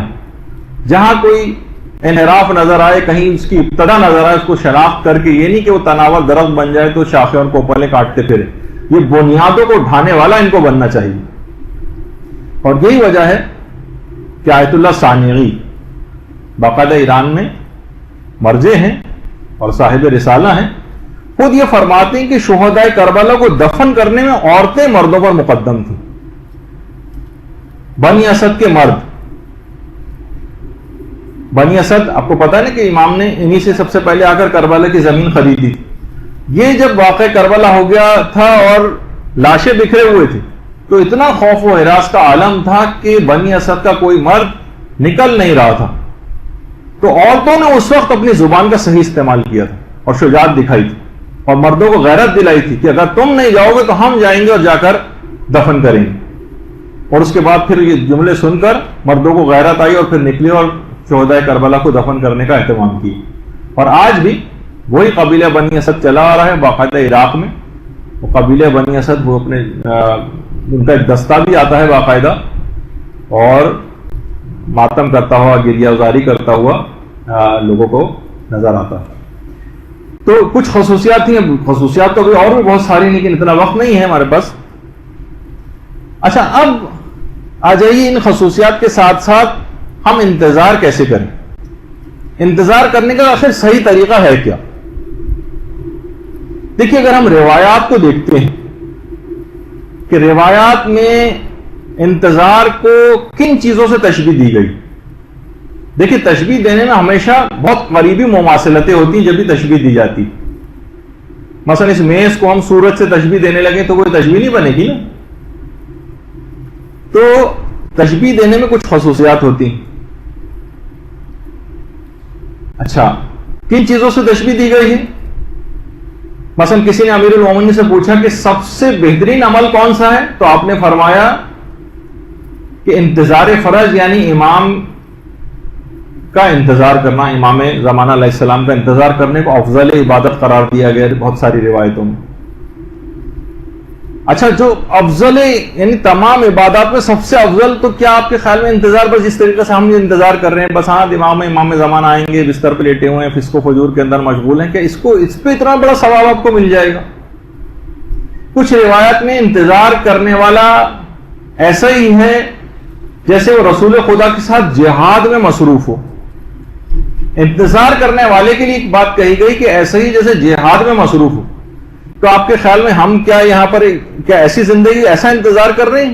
یعنی اتنا بڑا ثواب دیا جا رہا ہے اس میں کہ جیسے پیغمبر اسلام کے ساتھ جہاد کے اندر کوئی شخص مصروف. جب چھٹے امام کا بھی جو آپ کے سامنے حدیث ڈسپلے ہو رہی ہے اس میں یہ کہ جو شخص صاحب امر کا انتظار کرتے ہوئے مر جائے تو وہ اس شخص کی مانند ہے جو حضرت قائم کے ساتھ ان کے خیمے میں ہو, بلکہ اس شخص کی طرح سے جو رسول خدا کے سامنے تلوار سے جہاد کر رہا ہو, تلوار سے جہاد. تو اب آپ خود سوچیں کہ کیا جہاد میں تو انسان دیکھیے ہر قسم کی قربانی دیتا ہے, باطل کے خلاف اپنی تمام جو ہے وہ طاقتوں کو استعمال کرتا ہے, جبکہ ہمیں تو منتظرین جتنے بھی ہیں خواب خرگوش کے مزے لیتے نظر آ رہے ہیں. تو ہم یہ تو نہیں کہیں گے کہ ایسا ہی جیسے پیغمبر اسلام کے سامنے تلوار سے جہاد کر رہا ہو یہ تو سب لیٹ آرام کر رہے ہیں, یہ تو سو رہے ہیں, تو غافل ہیں, ان کو اتنا عظیم ثواب کیسے دے دیا جائے گا؟ اچھا کچھ روایت میں یہ ہے دیکھیے انسان قربانی دیتا ہے باطل کے خلاف اپنی طاقتوں کو استعمال کرتا ہے. تو بہت سی احادیث میں یہ بات بھی آئی ہے کہ جو امام زمانہ کے انتظار میں فوت ہو جائے وہ ایسے ہی ہے جیسے کوئی مجاہد راہ خدا میں دم توڑ رہا ہو, یا ایک روایت میں ہے کہ جو امام زمانہ کے لیے مصروف دعا ہو وہ ایسے ہی جیسے کوئی مجاہد راہ خدا میں دم توڑ رہا ہو. دونوں کے لیے بات کہی گئی. تو انتظار کرنا اور راہ خدا میں دم توڑنا, انتظار کرنا اور رسول خدا کے ساتھ تلوار سے جو ہے وہ جنگ کرنا, ان میں کیا مشابہت ہے؟ یہ تو بظاہر ہمیں مشابہت کوئی معذاللہ ٹھیک نظر نہیں آ رہی. جس طریقے سے ہم جس انداز سے انتظار کر رہے ہیں اس میں تو یہ مماثلت صادق نہیں آ رہی ہم پر, کیونکہ اگر صرف تسبیح گھمانا ہے اور چراغ کو رگڑ کر عملیات کر کے وہ جو کتاب آپ کے ہاتھ لگ گئی ہے 100 مشکلات کا اس میں رگڑ کے جن کو حاضر کر کے گویا صرف جو ہے وہ صرف اور صرف اپنی خواہشات کو پورے کرتے رہنا ہے, تو اس میں دم توڑنے کی مثالیں اور رائے خدا میں خون بہانے کی مثالیں اور جہاد میں مجاہد کی طرح کی زندگی کی مثالیں یہ تو سمجھ میں نہیں آ رہی. تو جہاد میں تو دیکھیے تمام انسان کوششیں کرتا ہے, اپنا خون پسینہ ایک کرنے کا نام جہاد ہے, اور عمل اور صرف عمل کی بات ہوتی ہے جہاد میں. یعنی انتظار کو کہا جاتا ہے کہ انتظار ایک مجاہدانہ طرز حیات کا نام ہے, یہ سوتے رہنے کا نام نہیں. یہ انتظار کا جو پیریڈ ہے ایسے ہی جیسے اب روزے عاشورہ امام کے ساتھ ہوتی تو اس وقت جو کام آپ کو کرنا ہوتا وہ آج آپ کو کرنا ہے. جب بھی ہر روز کو روزے عاشورہ اور ہر زمین کو زمین کربلا کہا گیا. دیکھیے میدان جنگ کا بھی جو مجاہد ہوتا ہے اور عاشورے کا جو مجاہد ہوتا ہے اس میں اور منتظر امام میں بہت مشابہتیں ہیں. ان میں اور امام زمانہ کے اصحاب میں بڑی مشابہتیں ہیں. وہ کیا ہیں؟ دیکھیے مجاہد جو ہے، اگر ہم وہ مثالیں دیکھیں تو آپ کو سمجھ آ جائیں گی چیزیں. دیکھیے مجاہد میدان جنگ میں اسلحہ استعمال کرتا، جو منتظر ہے اس کا اسلحہ دعا ہے. اب دعا صلاح المومن، جو آپ کہتی ہیں نا کہ دعا مومن کا اسلحہ، تو منتظر کا ایک کام یہ کہ مسلسل دعا کرتا رہے. جبکہ غیبت امام میں خاص طور پر یہ بات کہی گئی ہے کہ وہ مسلسل دعا کرے امام کے لیے. لیکن جب یہ کہ میدان جہاد اور منتظر کا جو میدان عمل ہے یہ دونوں ایک ہی طرح کی چیزیں، تو مماثلتیں کیا بنیں گی؟ اچھا اسی طرح سے مجاہد جو ہوتا ہے وہ میدان جنگ میں اپنے جوہر دکھا رہا ہوتا ہے. جو منتظر ہوتا ہے اس کا جو میدان ہے وہ ایک محراب عبادت ہے. جب بھی محراب جو عبادت کی جو جگہ ہوتی ہے وہ ہر اس کو کے معنوں سے اس وجہ سے مشتق ہے وہ کہ گویا یہاں پہ بھی اس کو جہاد کرنا. اور منتظر کا جو میدان جنگ ہے وہ نفس امارہ اور شیاطین اور گناہوں سے اور انحرافات دینی کے ساتھ جہاد ہے. یہ آپ کو آج کے دور میں آپ کی ذمہ داری، یعنی جہاد عاشورہ اور انتظار فرج جو ہم کہہ رہے ہیں نا، ایک ہی سکے کے دو رخ ہیں دونوں، تو کوئی مماثلتیں ہونی چاہیے نا. تو اس زمانے میں اس وقت جب انسان میدان جنگ میں ہوتا ہے مجاہد، تو وہ دشمنوں سے جنگ کر رہا ہوتا ہے، اور جو منتظر ہیں ان کی جنگ گناہوں سے ہے، انحرافات سے ہے اور تمام برائی کے افکار سے. جو منتظر کا جو میدان جنگ ہے اصل میں وہ اس کا نفس امارہ. اچھا اب یہ بھی بات کہی جاتی ہے کہ دیکھیے مجاہد جو ہوتا ہے میدان جنگ میں اپنے علم کو بلند کرتا، علم کو، اور منتظر کے علم اس کے دستے دعا ہیں، اور وہ بازو ہیں جن سے وہ دین کے کام کرتا. مجاہد دیکھیے میدان جنگ میں رجس پڑتا، منتظر کے جو رجس ہیں وہ استغاثہ امام زمانہ. مجاہد جنگ میں نعرہ تکبیر اور نعرہ حیدری بلند کرتا ہے، جو منتظر ہے وہ دینی انحرافات کے خلاف اور گناہوں کے خلاف جو ہے وہ اپنی آواز کو بلند کرتا ہے. جو مجاہد جو کہ انتظار امام زمانہ جو کہ کر رہا. مجاہد دیکھیے میدان جنگ میں زخمی ہوتا، اس کے جسم سے خون بھی آپ کو نکلتا نظر آتا ہے. منتظر کا دل زخمی ہوتا ہے اور اس کی آنکھوں سے آنسو بہتے ہیں، اور آنسوؤں کو خون کا خلاصہ کہا جاتا ہے. یعنی خون کا اگر خلاصہ کیا جائے تو آنسوؤں کی صورت میں ظاہر ہوتا ہے. دیکھیے مجاہد جو ہیں وہ تلوار سے اور نیزے سے اور گولی سے زخم کھاتے ہیں میدان جنگ میں. منتظر امام زمانہ جو ہوگا وہ تانا زنی کے تیر اس کے اوپر جو وہ پھینکے جائیں گے. اپنوں کی طرف سے بھی اور بیگانوں کی طرف سے بھی دل آزار باتیں اس کو برداشت کرنا پڑیں گی، ان کے تیر برداشت کرنے پڑیں گے. اور آپ کو پتا ہے کہ تلوار کے زخم وہ پھر بھی بھر جاتے ہیں، زبان کے زخم نہیں بھرتے. جب اللسان سیف الشیطان، زبان کو شیطان کی تلوار کہا گیا. اسی طریقے سے اسی زبان کو اللسان سیف الرحمان، زبان کو پروردگار کی تلوار بھی کہا گیا. تو مجاہد کے جسم کے اوپر زخم لگتے ہیں میدان جنگ میں، اور تو منتظر امام کو تانا زنی کے زخم کو اور ان کو برداشت کرنا پڑے گا. اور عربی میں نیزے کو بھی تان کہتے ہیں، تان نیزے کو بھی کہتے ہیں عربی میں. اچھا اسی طرح سے مجاہد میدان جنگ میں اس وقت کا جو رائج اسلحہ ہے وہ استعمال کر رہا ہوتا ہے. جب کبھی تلوار کا موقع ہوتا ہے تو تلوار استعمال کرتا ہے، اور جب کبھی جدید دور آ جاتا ہے تو ٹینک، توپ اور گولہ بارود استعمال کرتا ہے. تو منتظر اپنی ہر صلاحیت کو استعمال کرتا ہے جہاد میں، ہر صلاحیت کو. وہ جو کہ ہے نا کہ جاہدوا بالکفار بایدیکم والسنتکم وباموالکم وانفسکم، کفار سے جہاد کرو اپنے ہاتھوں سے، اپنی زبانوں سے، اپنے مال سے، اپنے خاندان کے ذریعے. تو منتظر زبان سے بھی جہاد کرے گا. یعنی میدان جنگ میں تو دیکھیے فقط اس طریقے سے جہاد ہوتا ہے، لیکن منتظر کو سارے جہاد ایک ساتھ کرنا پڑتے ہیں. زبان سے بھی جہاد کرے گا، اپنے حقوق ادا کرے گا، اپنے فرائض و واجبات ادا کرے گا، احکامات الہی جو ہے ان کے اوپر عمل کرے گا. دین میں کوئی بگاڑ اس کو نظر آئے گی تو اس کو ہر لحاظ سے روکے گا. مال کو خرچ کرے گا، اس سلسلے میں ضرورت مندوں کی بھی امداد کرے گا، خمس و زکوٰۃ بھی نکالے گا، رد مظالم، کفارے، فدیے، صدقات، خیرات، دین کے کاموں میں اپنے مال کو خرچ کرے گا، مسجد میں، مدرسے میں یتیم خانے میں، شہداء کے خاندان کی کفالت میں، تبلیغات میں، کتابیں چھپوانا، تقسیم کرنا، آگے بڑھ کر یہ کام کرے گا. یہ نہیں کہ لوگ اس سے مانگنے آئیں گے تو تھوڑے سے نکال کر دے دیں، نہیں، آگے بڑھ کر اس کو یہ کام کرنا. تو مجاہد جو بھی رائج اسلحہ ہوتا ہے وہ استعمال کرتا ہے میدان جنگ میں. جو منتظر ہے یہ اس کا جو میدان جنگ ہے اس میں جو رائج اسلحے چل رہے ہیں، وہ قلم اس کا رائج اسلحے کے اندر شامل ہے، اس کی زبان اس رائج اسلحے کے اندر شامل ہے، اس کا مال، اس کے تعلقات، اس کے جاہ و حشم، ہر چیز کو دین کے لیے استعمال کرتا. مجاہد اگر اکیلا بھی ہو تب بھی اس پر جہاد کرنا واجب ہو جاتا.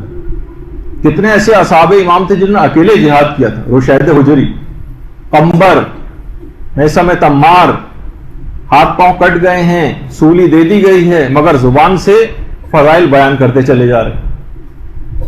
تو دیکھیے یہ تمام چیزیں سے اکیلا بھی ہو، تو اگر آپ اکیلا منتظر بھی اگر کوئی ہے تو اس پہ بھی وہ جہاد واجب ہے. جتنی اس کی حیثیت ہے، اپنے آپ کو، اپنے گھر والوں کو، کچھ نہیں تو خاندان والوں کو، محلے والوں کو، اپنے دوستوں کو گناہوں سے بچانا، حرام سے بچانا، انحرافات سے بچانا. اکیلا کھڑا ہو جائے اگر اس کے ساتھ افراد نہیں.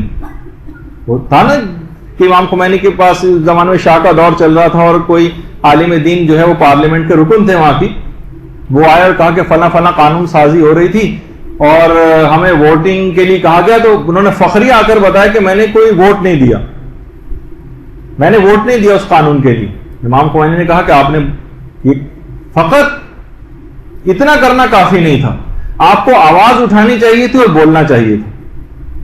یعنی گناہوں کے خلاف بولنا، خالی یہ نہیں کہ آپ خاموش ہو کر بیٹھ جائیں یا اس کا پارٹ نہ بنے کہ بھئی میں تو اس گناہ کی محفل کا پارٹ نہیں تھی. نہیں، آپ کو بولنا چاہیے، آپ کو اپنی ناراضگی کا اظہار کرنا چاہیے. سب سے بڑا مسئلہ آج کے لیے ہو گیا کہ ہم نے کہنا سننا چھوڑ دیا.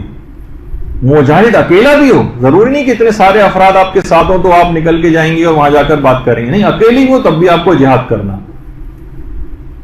مجاہد میدان جنگ میں کئی محاذوں کے اوپر لڑتا، فقط کوئی ایک محاذ نہیں ہوتا، اسے کئی محاذ ہوتے ہیں جہاں پہ ان مورچوں پہ وہ تعینات ہوتا.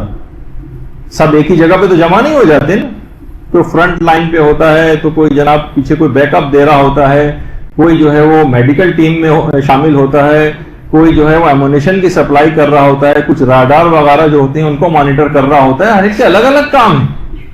اسی طرح سے منتظرین جو ہیں وہ اپنے اپنے محاذوں اور مورچوں کا انتخاب کریں. دیکھیے بہت اہم بات ہے، جس طریقے سے میدان جہاد میں اور میدان جنگ میں الگ الگ سب کے مورچے اور محاذ ہوتے ہیں جن پہ سب کو اپنا اپنا کام کرنا ہے، اسی طریقے سے منتظرین کو بھی اپنے محاذوں اور مورچوں کا انتخاب کرنا چاہیے.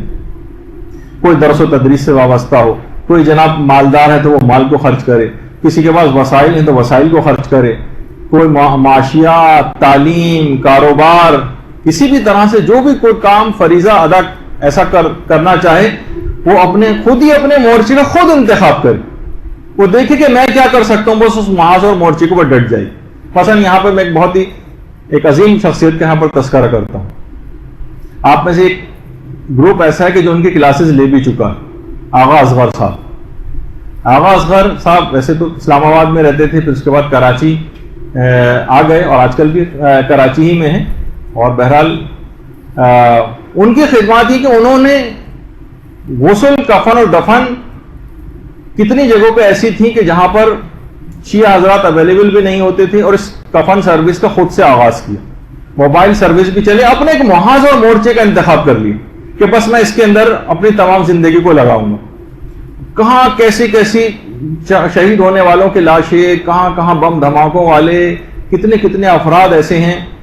وہ تو ہمارے مدرسے کے استاد مولانا حسن عباس جعفری صاحب نہ جانے کتنے ایسے مردے نلا چکے ہیں جن کو دیکھ بھی لوگ نہیں سکتے تھے. اس طرح سے ان کے ٹکڑوں کو نلانا اور سب کچھ کرنا، لیکن ایک مشن اور ایک مقصد جو ہے وہ انسان بنا. جیسے آغا اصغر نے اس کو باقاعدہ وہ کیا کہ ان کے اپنے رشتہ دار، اپنے گھر والے تک ان کے اوپر جو ہے وہ ان پر وہ ہوتے تھے. بعض اوقات وہ خود بیان فرماتے، کہنے میں کوئی حرج بھی نہیں کہ بہرحال کہ کہیں کسی کا رشتہ وغیرہ کا مسئلہ ہے تو لوگ کہتے تھے اچھا وہ کفن والے صاحب تو وہ نہیں ان کے ہاں تو مثلا ہم شادی نہیں کریں. لیکن کیا ہے کہ اپنی بہرحال اس لحاظ سے ایک مشن اور مقصد اور اپنے مورچے کا انتخاب کر کے اس کے اوپر جم گئے. آج کل بہرحال علیل اور بیمار ہیں، آپ لوگوں سے درخواست ہے کہ ان کی صحت یابی کے لیے بآواز بلند ایک درود پڑھ دیجیے.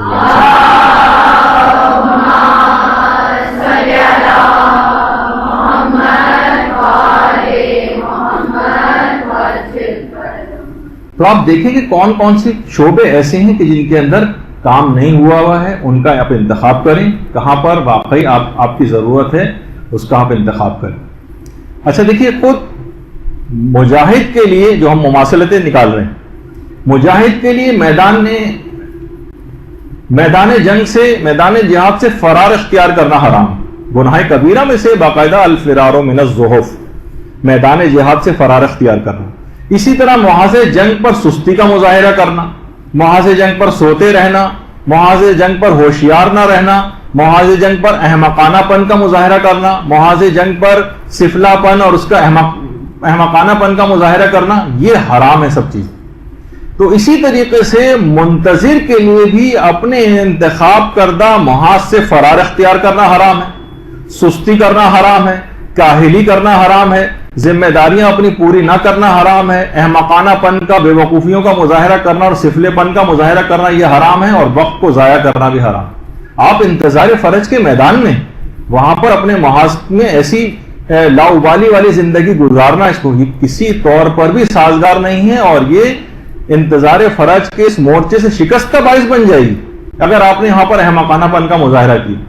اچھا آپ دیکھیے، خود جس وقت مجاہد میدان جنگ میں ہوتا ہے وہاں پر آپ دیکھتے ہیں کہ وہ کوئی گناہ نہیں کرتا، کہاں اس کو گناہ کرنے کا موقع ملتا ہے؟ وہاں پہ یہ نہیں ہوگا کہ وہ کہیں آپ کو موسیقی سنتا ہوا نظر آ رہا ہے، میدان جنگ ہو رہی ہے اور وہ کانوں میں مثلا میوزک لگائے ہوئے، جنگ ہو رہی ہے وہ لاو لائب میں مصروف ہے، جنگ ہو رہی ہے مثلا لوڈو کھیل رہا ہے بیٹھ کر، وہاں پر ایسا تو نہیں نظر آئے گا نا آپ کو کبھی۔ تو مجاہد کا میدان جنگ میں کوئی گناہ نہیں کرتا۔ اسی طریقے سے جب انتظار فرج کو ہم کہہ رہے ہیں کہ جنگ اور جہاد کی طرح سے، تو کب آپ کے لیے جائز ہوگا کہ یہاں پر آپ جو ہے لاہو لائب کے اندر پڑی رہیں، کب موسیقی اور گانوں کے اندر پڑی رہیں، کب یہ ہوگا کہ آپ غیبتیں اور زبان کی آفات اور ان کے اندر گرفتار ہیں؟ میدان جنگ میں تو انسان کوئی گناہ نہیں کرتا۔ اس کا مطلب کہ ہم اپنے اس کو میدان کو، انتظار فرج کے اس میدان کو اپنے لیے جہاد کا میدان سمجھتے ہی نہیں۔ تو اس میں گناہوں سے اپنے آپ کو نکالنا پڑے گا، تب یہ کہا جائے گا کہ واقعی آپ انتظار فرج میں ہیں اور اس جنگ کے اندر جو باطل کے ساتھ مسلسل چل رہی ہے اس میں آپ اپنے فریضے کو ادا کر رہے ہیں۔ اسی طریقے سے دیکھیے، جہاد میں ہمیشہ اذن رسول و امام درکار ہوتا۔ جہاد ہمیشہ ہم خود سے شروع نہیں کر سکتے، منتظر بھی اپنی تمام ہدایات رسول سے لیتا اور امام سے لیتا۔ اب کیونکہ امام کی غیبت ہے تو اب اس میں اس کا فریضہ یہ بنے گا کہ وہ تمام ہدایات ان کے نائبین اور مراجع سے لے گا، خود اپنی مرضی سے کوئی کام نہیں کرے گا، ہر کام سے پہلے ان کا فتویٰ دیکھے گا کہ ان کی اجازت ہے یا نہیں۔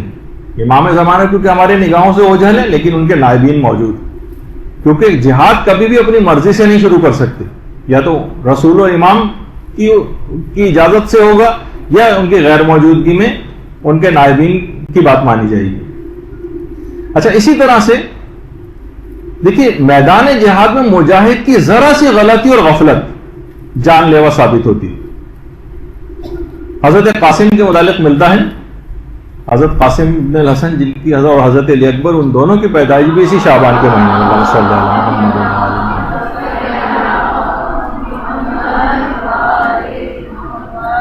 جب ارزق شامی سے مقابلہ ہو رہا تھا اور کہا کہ دیکھ تو بڑا شہسوار بنتا ہے لیکن تجھے جنگ کی چالیں ہی پتہ نہیں، اس نے کہا کیا کہا، میں سمجھا نہیں تمہاری بات۔ کہا کہ تو یہ دیکھ کہ تو بڑا شہسوار بندہ، گھوڑے کی زین تیری ڈھیلی، جیسی وہ زین کو دیکھنے کے لیے نیچے جھکا، قاسم نے تلوار سے وار کی اور گردن کٹ کر جو ہے ارزق شامی کی دور جا گری۔ تو اسی طرح سے دیکھیے اس موقع سے فائدہ اٹھایا۔ تو اسی طرح منتظر اگر ذرا سی غفلت سے کام لے، جیسے ارزق شامی نے غفلت سے کام لی، ذرا سی غفلت بھی مہلک ثابت ہوتی ہے، اور منحرفین جو ہیں دین کے نقصان پہنچانے والے ہیں، ان کو کام کرنے کا موقع مل جاتا ہے۔ اور جب میں نے اس سے پہلے ذکر کیا کہ انحراف اگر پھیل جائے تو پھر اس کے بعد اس کو روکنا بہت مشکل ہو جاتا ہے۔ تو یہی وجہ ہے کہ ذرا سی بھی غلطی اور غفلت آپ نے انتظار فرج کے اس میدان میں کی، وہیں پر منحرفین کامیاب ہو جائیں گے۔ تو اس زمانہ انتظار میں ذرا سی غفلت کا بھی مظاہرہ نہیں کرنا، کیونکہ جان لیوا ثابت ہوگی، دوسرے لوگ دین کو نقصان پہنچا دیں گے، آگے بڑھ کر آپ کو پہلے سے اقدام کرنا۔ مجاہد کو جو ہم دیکھتے ہیں تو مجاہد مناسب وقت اور مناسب موقع پر اقدام کرتا، نہ اس سے پہلے کرتا ہے نہ اس کے بعد کرتا۔ یعنی جس وقت واقعی موقع آ جائے، جیسے وہ روایت میں ملتا ہے نا کہ پیغمبر اسلام نے غزوے میں ڈیوٹی لگائی 2 افراد کو پہرا دینے کی، کہ آدھی رات کے جو پہلا پہر ہوگا اس میں یہ فلاں صاحب پہرا دیں گے، اور جو دوسرا پہر ہوگا اس میں فلاں صاحب پہرا دیں گے، باقی سب لشکر سو رہا تھا، ان کو پہرے پر مقرر کر دیا۔ وہ صاحب جو تھے انہوں نے نمازیں پڑھنی شروع کر دی اور نمازوں میں لمبے لمبے سورے پڑھنے لگے۔ تو بہرحال بعد میں پیغمبر اسلام نے خوب سرزنش کی، اور کیونکہ باطل کو موقع مل جاتا ہے ایسے موقع پر، مناسب موقع پر مناسب اقدام، یعنی منتظر بھی مناسب موقع پر مناسب اقدام ہمیشہ کرے گا۔ جب واقعی دھرنوں کا وقت آ جاتا ہے، جب واقعی ریلیوں میں جانے کا وقت آ جاتا ہے، جب واقعی کوئی موومنٹ چلانے کا وقت آ جاتا ہے، یہ نہیں کہ مثلا کوئی بھی شخص، کوئی بھی ایک چھوٹا سا گروپ، کوئی بھی آج کل ہر شخص جو ہے وہ مختلف گروپ بعض اوقات نکل آتے ہیں اور جو ہے وہ پوری قوم پر وہ چیز واجب کر دیتے ہیں کوئی بھی کال دے کر۔ تو حقیقی علماء جب تشخیص دیں اس وقت نکلنا ہوتا ہے۔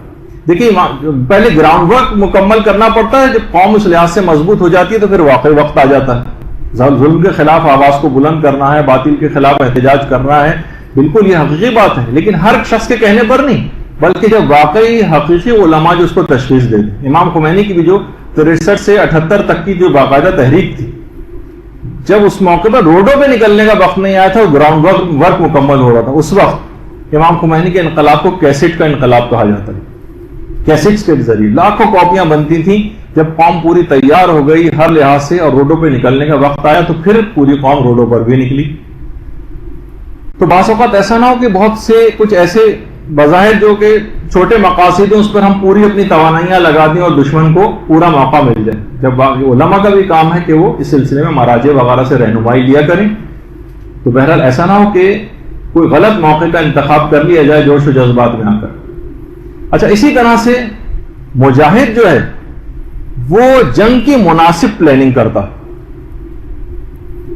مناسب پلاننگ کرنے کے بعد جنگ ہوتی۔ جنگ کوئی ہنگامہ بنیادوں پر ٹیلر میڈ طریقوں سے نہیں لڑی جاتی، اپنے ولی، اپنے سرپرست، اپنے رسول، امام یا نائب امام کے حکم سے باقاعدہ منصوبہ بندی ہوتی ہے، پلاننگ کے ساتھ لڑی جاتی۔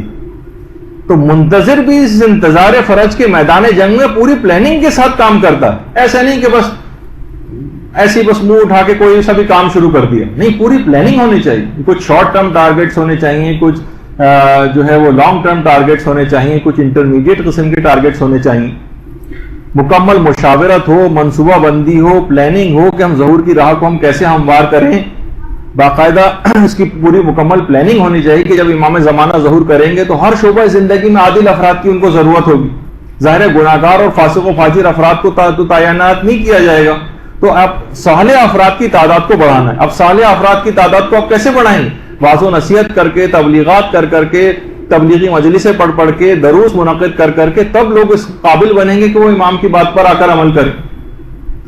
تو اب ہر شعبے کے اندر ایسے افراد تیار ہوں گے، اب کسی بھی شعبے میں کوئی بھی شخص چلا جائے لیکن وہ اسلام کا خدمت گزار بن جائے، ایسے لوگ تیار کریں۔ دیکھیے جب بھی کہا جاتا ہے کہ ان مدارس جو بھی ہیں ہمارے، ان کو آپ بیکار اور ابس نہ سمجھیں، یہ سب کے سب یہ روحانی شفا خانے ہیں، ہاسپٹلس ہیں، یہ ایسے افراد میں اضافہ کرنے کا باعث بنتے ہیں، وہ افراد کے جو علم کے اعتبار سے، کردار کے اعتبار سے اس قابل ہوں کہ امام زمانہ کے ظہور کے بعد وہ کچھ ذمہ داریوں کو ادا کرنے کی ان میں صلاحیت ہو۔ ایسے افراد کی تعداد میں اضافہ کن طریقہ کار سے ہو سکتا ہے؟ مدارس کے ذریعے ہو سکتا ہے۔ اب یہ نہیں کہ ہم یہ کہیں کہ جناب کیونکہ صرف ہم بھی ایک مدرسہ رن کر رہے ہیں تو ہم نے اپنا بھی اس کے اندر ذکر کر دیا۔ اب آپ خود بتائیں کہ لوگ کیسے امام کی بات کے اوپر جو ہے وہ عمل کریں گے، کون ان کو قائل کرے گا؟ تبلیغات ہی کے ذریعے تو ممکن ہوگی نا یہ چیز۔ حرام سے کیسے لوگوں کو بچایا جائے گا؟ احکامات خداوندی کون سا ادارہ جو ہے سکھاتا ہے؟ ہم نہیں دیکھتے کہ عام طور پہ مساجد سے کام اس سلسلے میں بہت کم ہوتا ہے۔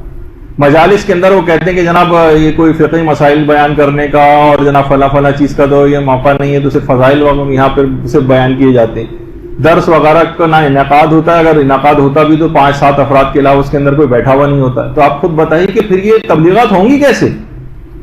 تو بہرحال اگر مدارس اس سلسلے میں کام کر سکتے ہیں، ایسے صالح افراد کی تیاری میں کہ جو خواتین ایسے صالح تیار ہو جائیں جو امام زمانہ کے لیے سپاہی باقاعدہ تیار کریں تربیت کر کے، تو یہ مدارس کے ذریعے ممکن ہوتا ہے۔ تو مجاہد، میں نے یہ ذکر کر رہا تھا کہ مکمل پلاننگ کے ساتھ تو پلاننگ کے اندر ایسے مدارس کا قیام بھی شامل، جو مسلسل ایسے افراد پروڈیوس کرتے رہیں جو شعبہ ہے زندگی میں جا کر یہاں سے فارغ ہونے کے بعد ایسے کردار و عمل کا مظاہرہ کریں کہ خود بخود انصار امام میں شامل ہو سکے. اللہم صلی اللہ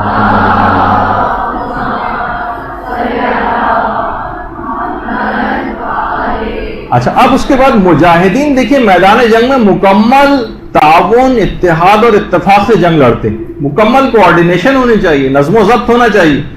ذرا سا بھی ان کا آپس کا اختلاف جنگ کو شکست کی طرف لے جا سکتا. اسی طرح سے منتظرین جو ایک مقصد اور ایک ہدف کے تحت جدوجہد کر رہے ہیں، پھر کہوں گا کہ انہیں آپس میں لڑائی جھگڑے سے پرہیز کرنا چاہیے. اختلافات سے کام خراب ہو جاتے ہیں تو آپس میں اختلاف کا سبب نہ بنے، ورنہ انتظار فرج کے اس مورچے پر آپ کو شکست کا سامنا کرنا پڑے گا. یہ وجہ ہے کہ جو قرآنی آیتیں بھی ہیں کہ وَلَا تَنَازَعُوا فَتَفْشَلُوا وَتَذْهَبَ رِيحُكُمْ، کہ دیکھو خبردار آپس میں لڑائی جھگڑا نہ کرو ورنہ تم کمزور ہو جاؤ گے اور تمہاری ہوا اکھڑ جائے گی، تم کمزور پڑ جاؤ گے. لڑائی جھگڑے ہمیشہ، جیسے میں نے پہلے کہا تھا، کہ نور علم کو بھی بجھا دیتے ہیں. تو یہ تمام چیزیں ایسی کہ جن کا الخصوص منتظرین امام کو خاص طور پہ خیال رکھنا. دیکھیے مجاہد جو ہوتے ہیں جنگ میں مکمل جوش اور ولولے کے ساتھ جنگیں لڑتے ہیں، تب جنگ میں ان کو فتح ملتی. کاہلی، پژمردگی یہ شکست کا باعث بنتی. دیکھیے جنگیں فتح کے لیے لڑی جاتی، شکست کے لیے نہیں لڑی جاتی. اور نیپولین بوناپارٹ کہتا تھا نا، اگر یہ امکان بھی موجود ہے جنگ کے وقت کہ ہم جنگ ہار سکتے ہیں تو فقط یہ سوچنا بھی 50% جنگ کو ہروا دیتا ہے. 50% تو آپ گویا ابھی سے ہی ہار گئے شروع سے، باقی 50% کے لیے صرف آپ کے پاس میدان رہ گیا. تو اسی طرح سے انتظار فرج والے جو منتظرین ہیں یہ مکمل جوش کے ساتھ اور ولولے کے ساتھ کام کریں گے تو اس جنگ میں فتح ملے گی. پژمردگی، یاسیت، ڈپریشن، کاہلی، بے دلی یہ ذوف پیدا کرتی ہیں چیزیں. آپ اپنی ذمہ داریوں کی جنگ ہار سکتے ہیں. جو بھی آپ کا مورچہ ہے وہاں سے شکست فاش آپ کو ہو جائے گی، باطل اس جگہ پہ آ کر قبضہ کر لے گا. تو جوش اور ولولہ ہونا چاہیے. آپ کے کتنے لیکچرز ہم خاص طور پر برادر وسیم امام صاحب کے کیوں کرواتے ہیں؟ جوش اور ولولہ پیدا کرتے ہیں آپ کے اندر، لیکن وہ بیچارے اکیلے ہی ولولہ ان کے اندر پیدا ہو رہا ہے، باقی افراد کے اندر ہمیں نظر نہیں آ رہا. تو ان کا مقصد ہوتا ہے کہ آپ تاکہ اس کے اوپر عمل کریں. دل دکھ رہا ہوتا ہے کہ اتنی محنت کی جا رہی ہے، سب کچھ ہو رہا ہے، لیکن اس کے باوجود بھی کوئی حرکت نظر نہیں آئے تو پھر واقعی افسوس ہوتا ہے. اچھا اسی طرح سے مجاہد جو ہوتے ہیں میدان جہاد میں مکمل اخلاص کے ساتھ جنگیں لڑتے ہیں. ثواب جہاد اسی وقت ان کو ملتا ہے جب وہ مکمل اخلاص کے ساتھ، ورنہ آپ کو تو پتہ ہے کہ شہادت میں اور ہلاکت میں بہت معمولی سا فرق ہو جاتا ہے اگر اخلاص نہ ہو. تو اسی طرح سے یعنی اگر کوئی جہاد کرنے والا میدان جہاد میں مال غنیمت کے لالچ میں گیا ہے، پیسے کے لالچ میں گیا ہے اور مکمل اخلاص نہیں ہے تو شہادت کی بجائے ہلاکت اس کے پاس آتی اور وہ حقیقی طور پر مجاہد فی سبیل اللہ شمار نہیں ہوتا. اسی طرح سے منتظر کے لیے بھی مکمل خلوص لازم ہے اس میدان انتظار میں.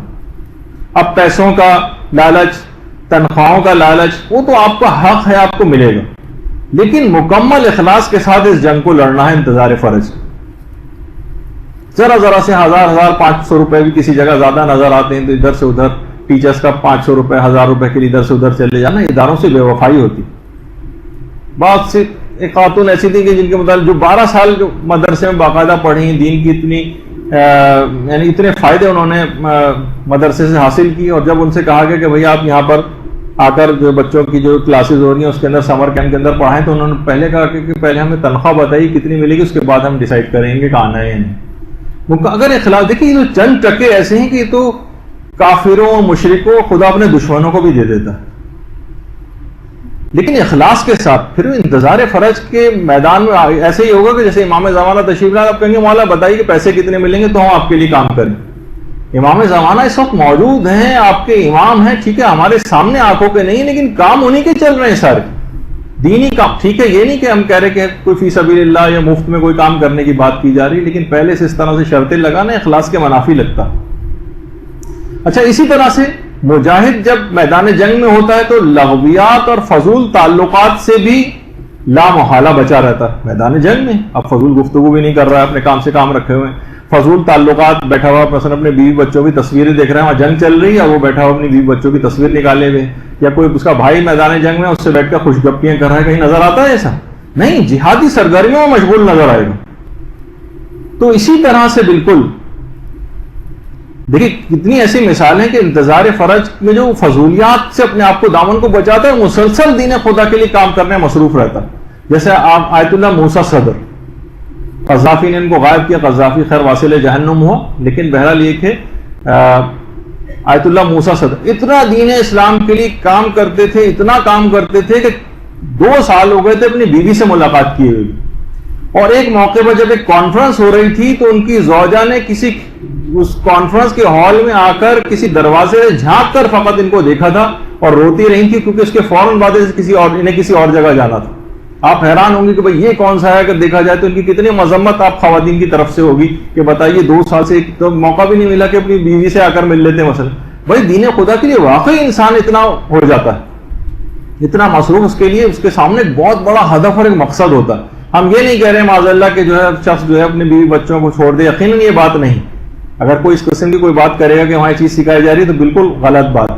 ہم یہ کہہ رہے ہیں کہ اپنی اس تمام تر وقت اور توجہات کا سارے کا سارا مرکز, اپنا سارا وقت انسان بیوی بچوں اور اس کے اوپر نہ لگائے, کچھ وقت جو ہے وہ دین خدا کے لیے مخصوص کرے, ورنہ وہ کف افسوس ملتا رہ جائے گا, وقت بالکل ضائع ہوتا چلا جائے گا, وقت ہاتھ سے نکل جائے گا, اور یہاں تک کہ فرشتہ اجل آ جائے گا اور آپ اپنی ذمہ داریاں ادا نہ کر کے اس دنیا سے جائیں گی اور یہ جنگ ہار جائیں گی.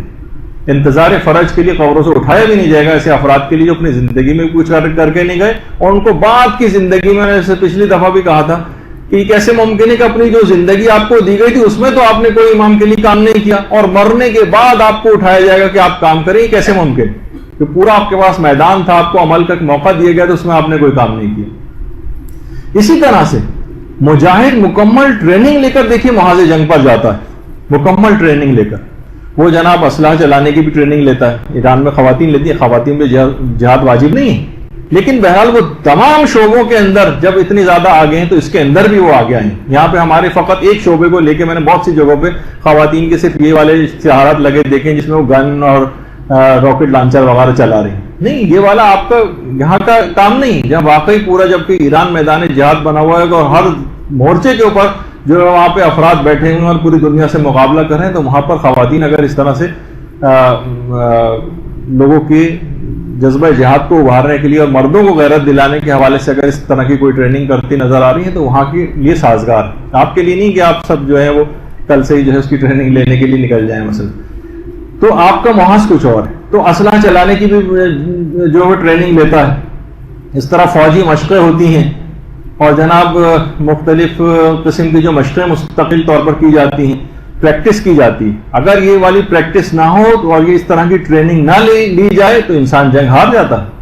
تو منتظرین بھی اپنے اپنے شعبوں میں ٹریننگ حاصل کریں, اپنے اپنے پروفیشنز میں کمال حاصل کریں. طالب علم بہترین طریقے سے پڑھیں, بزنس مین خوب رزق حلال کمائیں, مگر سب اس کو کرنے کے بعد, اپنے ٹارگیٹ اچیو کرنے کے بعد علماء کے پاس ضرور آئیں اور دین کا علم کو ضرور حاصل کریں تاکہ وہ تشخیص دے سکیں کہ ہمیں کس طرح سے عمل کرنا ہے, کیسے دین کی خدمت کرنی ہے, امام کی مشن کی خدمت ہمیں کس طرح سے کرنی ہے. بہت سے حکومتی عہدوں کے اوپر لوگ ہوتے ہیں, وہاں اداروں میں ہوتے ہیں, وہاں پہ ان کو دین کی خدمت کیسے کرنا ہے. تو صحیح مشق اور پریکٹس کے بعد مسائل کو جانے بغیر اگر کوئی شخص ٹیڑھے میڑھے طریقے سے دیکھیے دین کا کوئی کام کرے گا تو دین کو نقصان پہنچائے گا, فائدے سے زیادہ نقصان ہوگا. دیکھا دیکھی مدارس میں بہت سارے مدارس کھولنے شروع ہو گئے, لوگ جوش و جذبات میں کھول لیتے ہیں لیکن کبھی پرانے مدارس سے آ کر مشورہ نہیں لیتے کہ ہم اس کو کیسے چلائیں. تو یہی ہوتا ہے کہ 10-15 دن, 1 مہینہ, 2 مہینہ, چند مہینے سے زیادہ ان مدارس کی عمر نہیں ہوتی اور آہستہ آہستہ وہ سب ختم ہو جاتے ہیں اور غائب ہو جاتے ہیں. تو صحیح طور پر ٹریننگ, باقاعدہ اطلاعات لینا, پورا گراؤنڈ ورک کرنا, اس کے بعد جنگیں پلاننگ سے لڑی جاتی ہیں. ایسے الٹے سیدھے طریقے سے کام کرنے سے نہیں ہوتا. تو نتیجہ یہ ہوتا ہے کہ وہ تمام ادارے بھی وقت کے ساتھ ساتھ ختم ہوتے چلے جاتے ہیں. اچھا, یہ بھی دماغ میں رہے کہ مجاہد جو ہے دوران جنگ اپنی کمزوریوں کو دماغ میں رکھتے ہوئے جنگ کرتا, یعنی ایسا نہ ہو کہ یہ والا پہلو میرا کمزور پہلو ہو, یہاں سے کوئی دشمن حملہ کر دے, دیکھیے عمر ابن عبدوت کے متعلق کہا جاتا ہے کہ جنگ خندق میں جس جگہ خندق کی چوڑائی کم تھی وہ کمزور پوائنٹ تھا اس کا، وہاں سے چھلانگ لگا کے آیا تھا. تو اسی طرح سے جو منتظر ہے، منتظر امام کی کمزور پہلوؤں کو دماغ میں رکھے گا، اپنے گھر والوں کو، اپنے بیوی بچوں کو دماغ میں رکھے گا. بہت سی خواتین کے شوہر تربیت یافتہ نہیں ہیں تو شیطان ان کے ذریعے حملہ کر سکتا ہے. عمر ابن عبدوت کی طرح سے چھلانگ لگا کر ان کمزور پہلوؤں کے ذریعے آپ کے گھر کو نقصان پہنچائے گا. تو ضرورت اس بات کی ہوگی کہ آپ کے لیے لازمی ہے کہ اپنے کو کمزور پہلو جو آپ کے گھر میں ہیں، آپ کی اولاد ہے، آپ کے شوہر ہیں، یا جو شوہر اگر دیندار ہیں تو ان کی بیویاں اگر غیر تربیت یافتہ ہیں تو ان کو تربیت یافتہ بنانے کی کوشش کریں.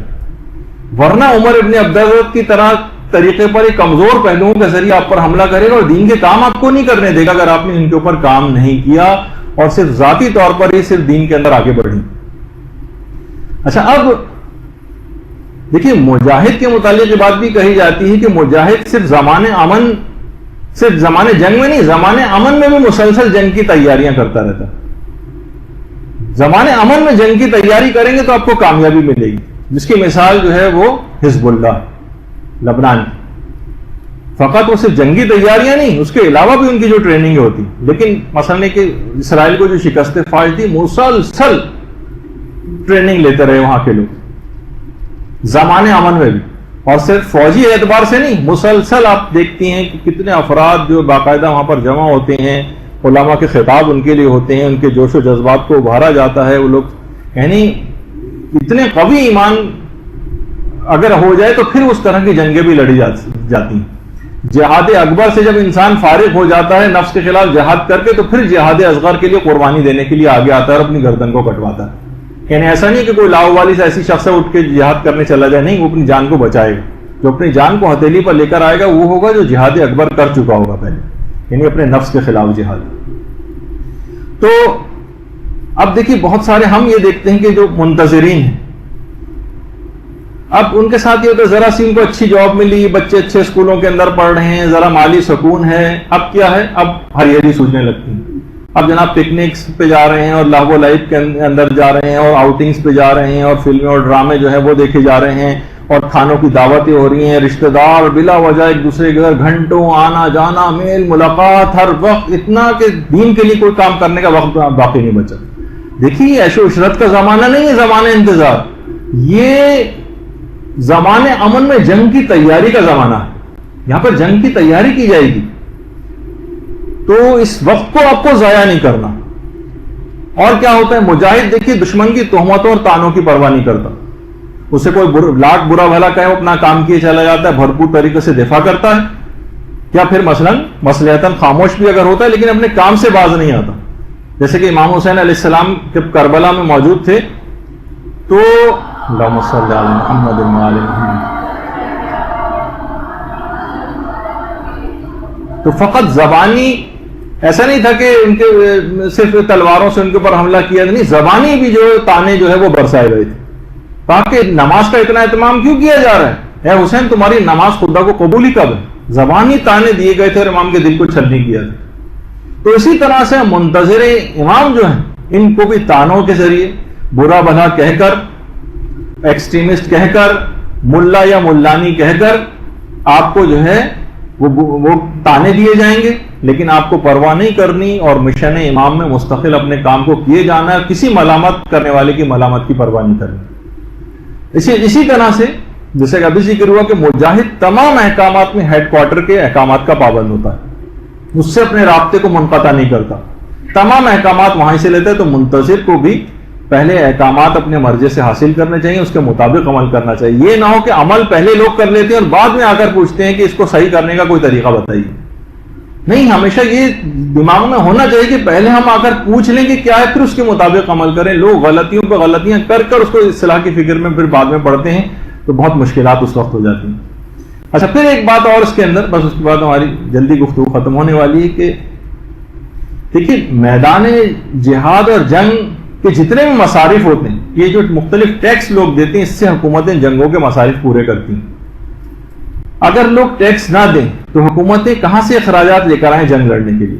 حکومتوں کے پاس دیکھیے اپنا تو کوئی مال ہوتا نہیں، لوگوں کے ٹیکسز سے چلتی ہیں. اسی طرح منتظر امام بھی انتظار کے میدان جنگ میں ان کی معاشی کو مفت کرنی، خمس و زکوٰۃ جو ہے وہ نکالنا ہوگا، حوائج شرعیہ نکالنی ہوں گی تاکہ دین کی ضروریات و تبلیغات کا کام مستقل چلتا رہے، جہادی انتظار ہوتا رہے۔ یعنی اگر منتظر خمس نہ دے تو انتظار کی جو معاشی سپلائی لائن کو گویا ایک لحاظ سے اس میدان جنگ کی وہ کاٹ دے گا۔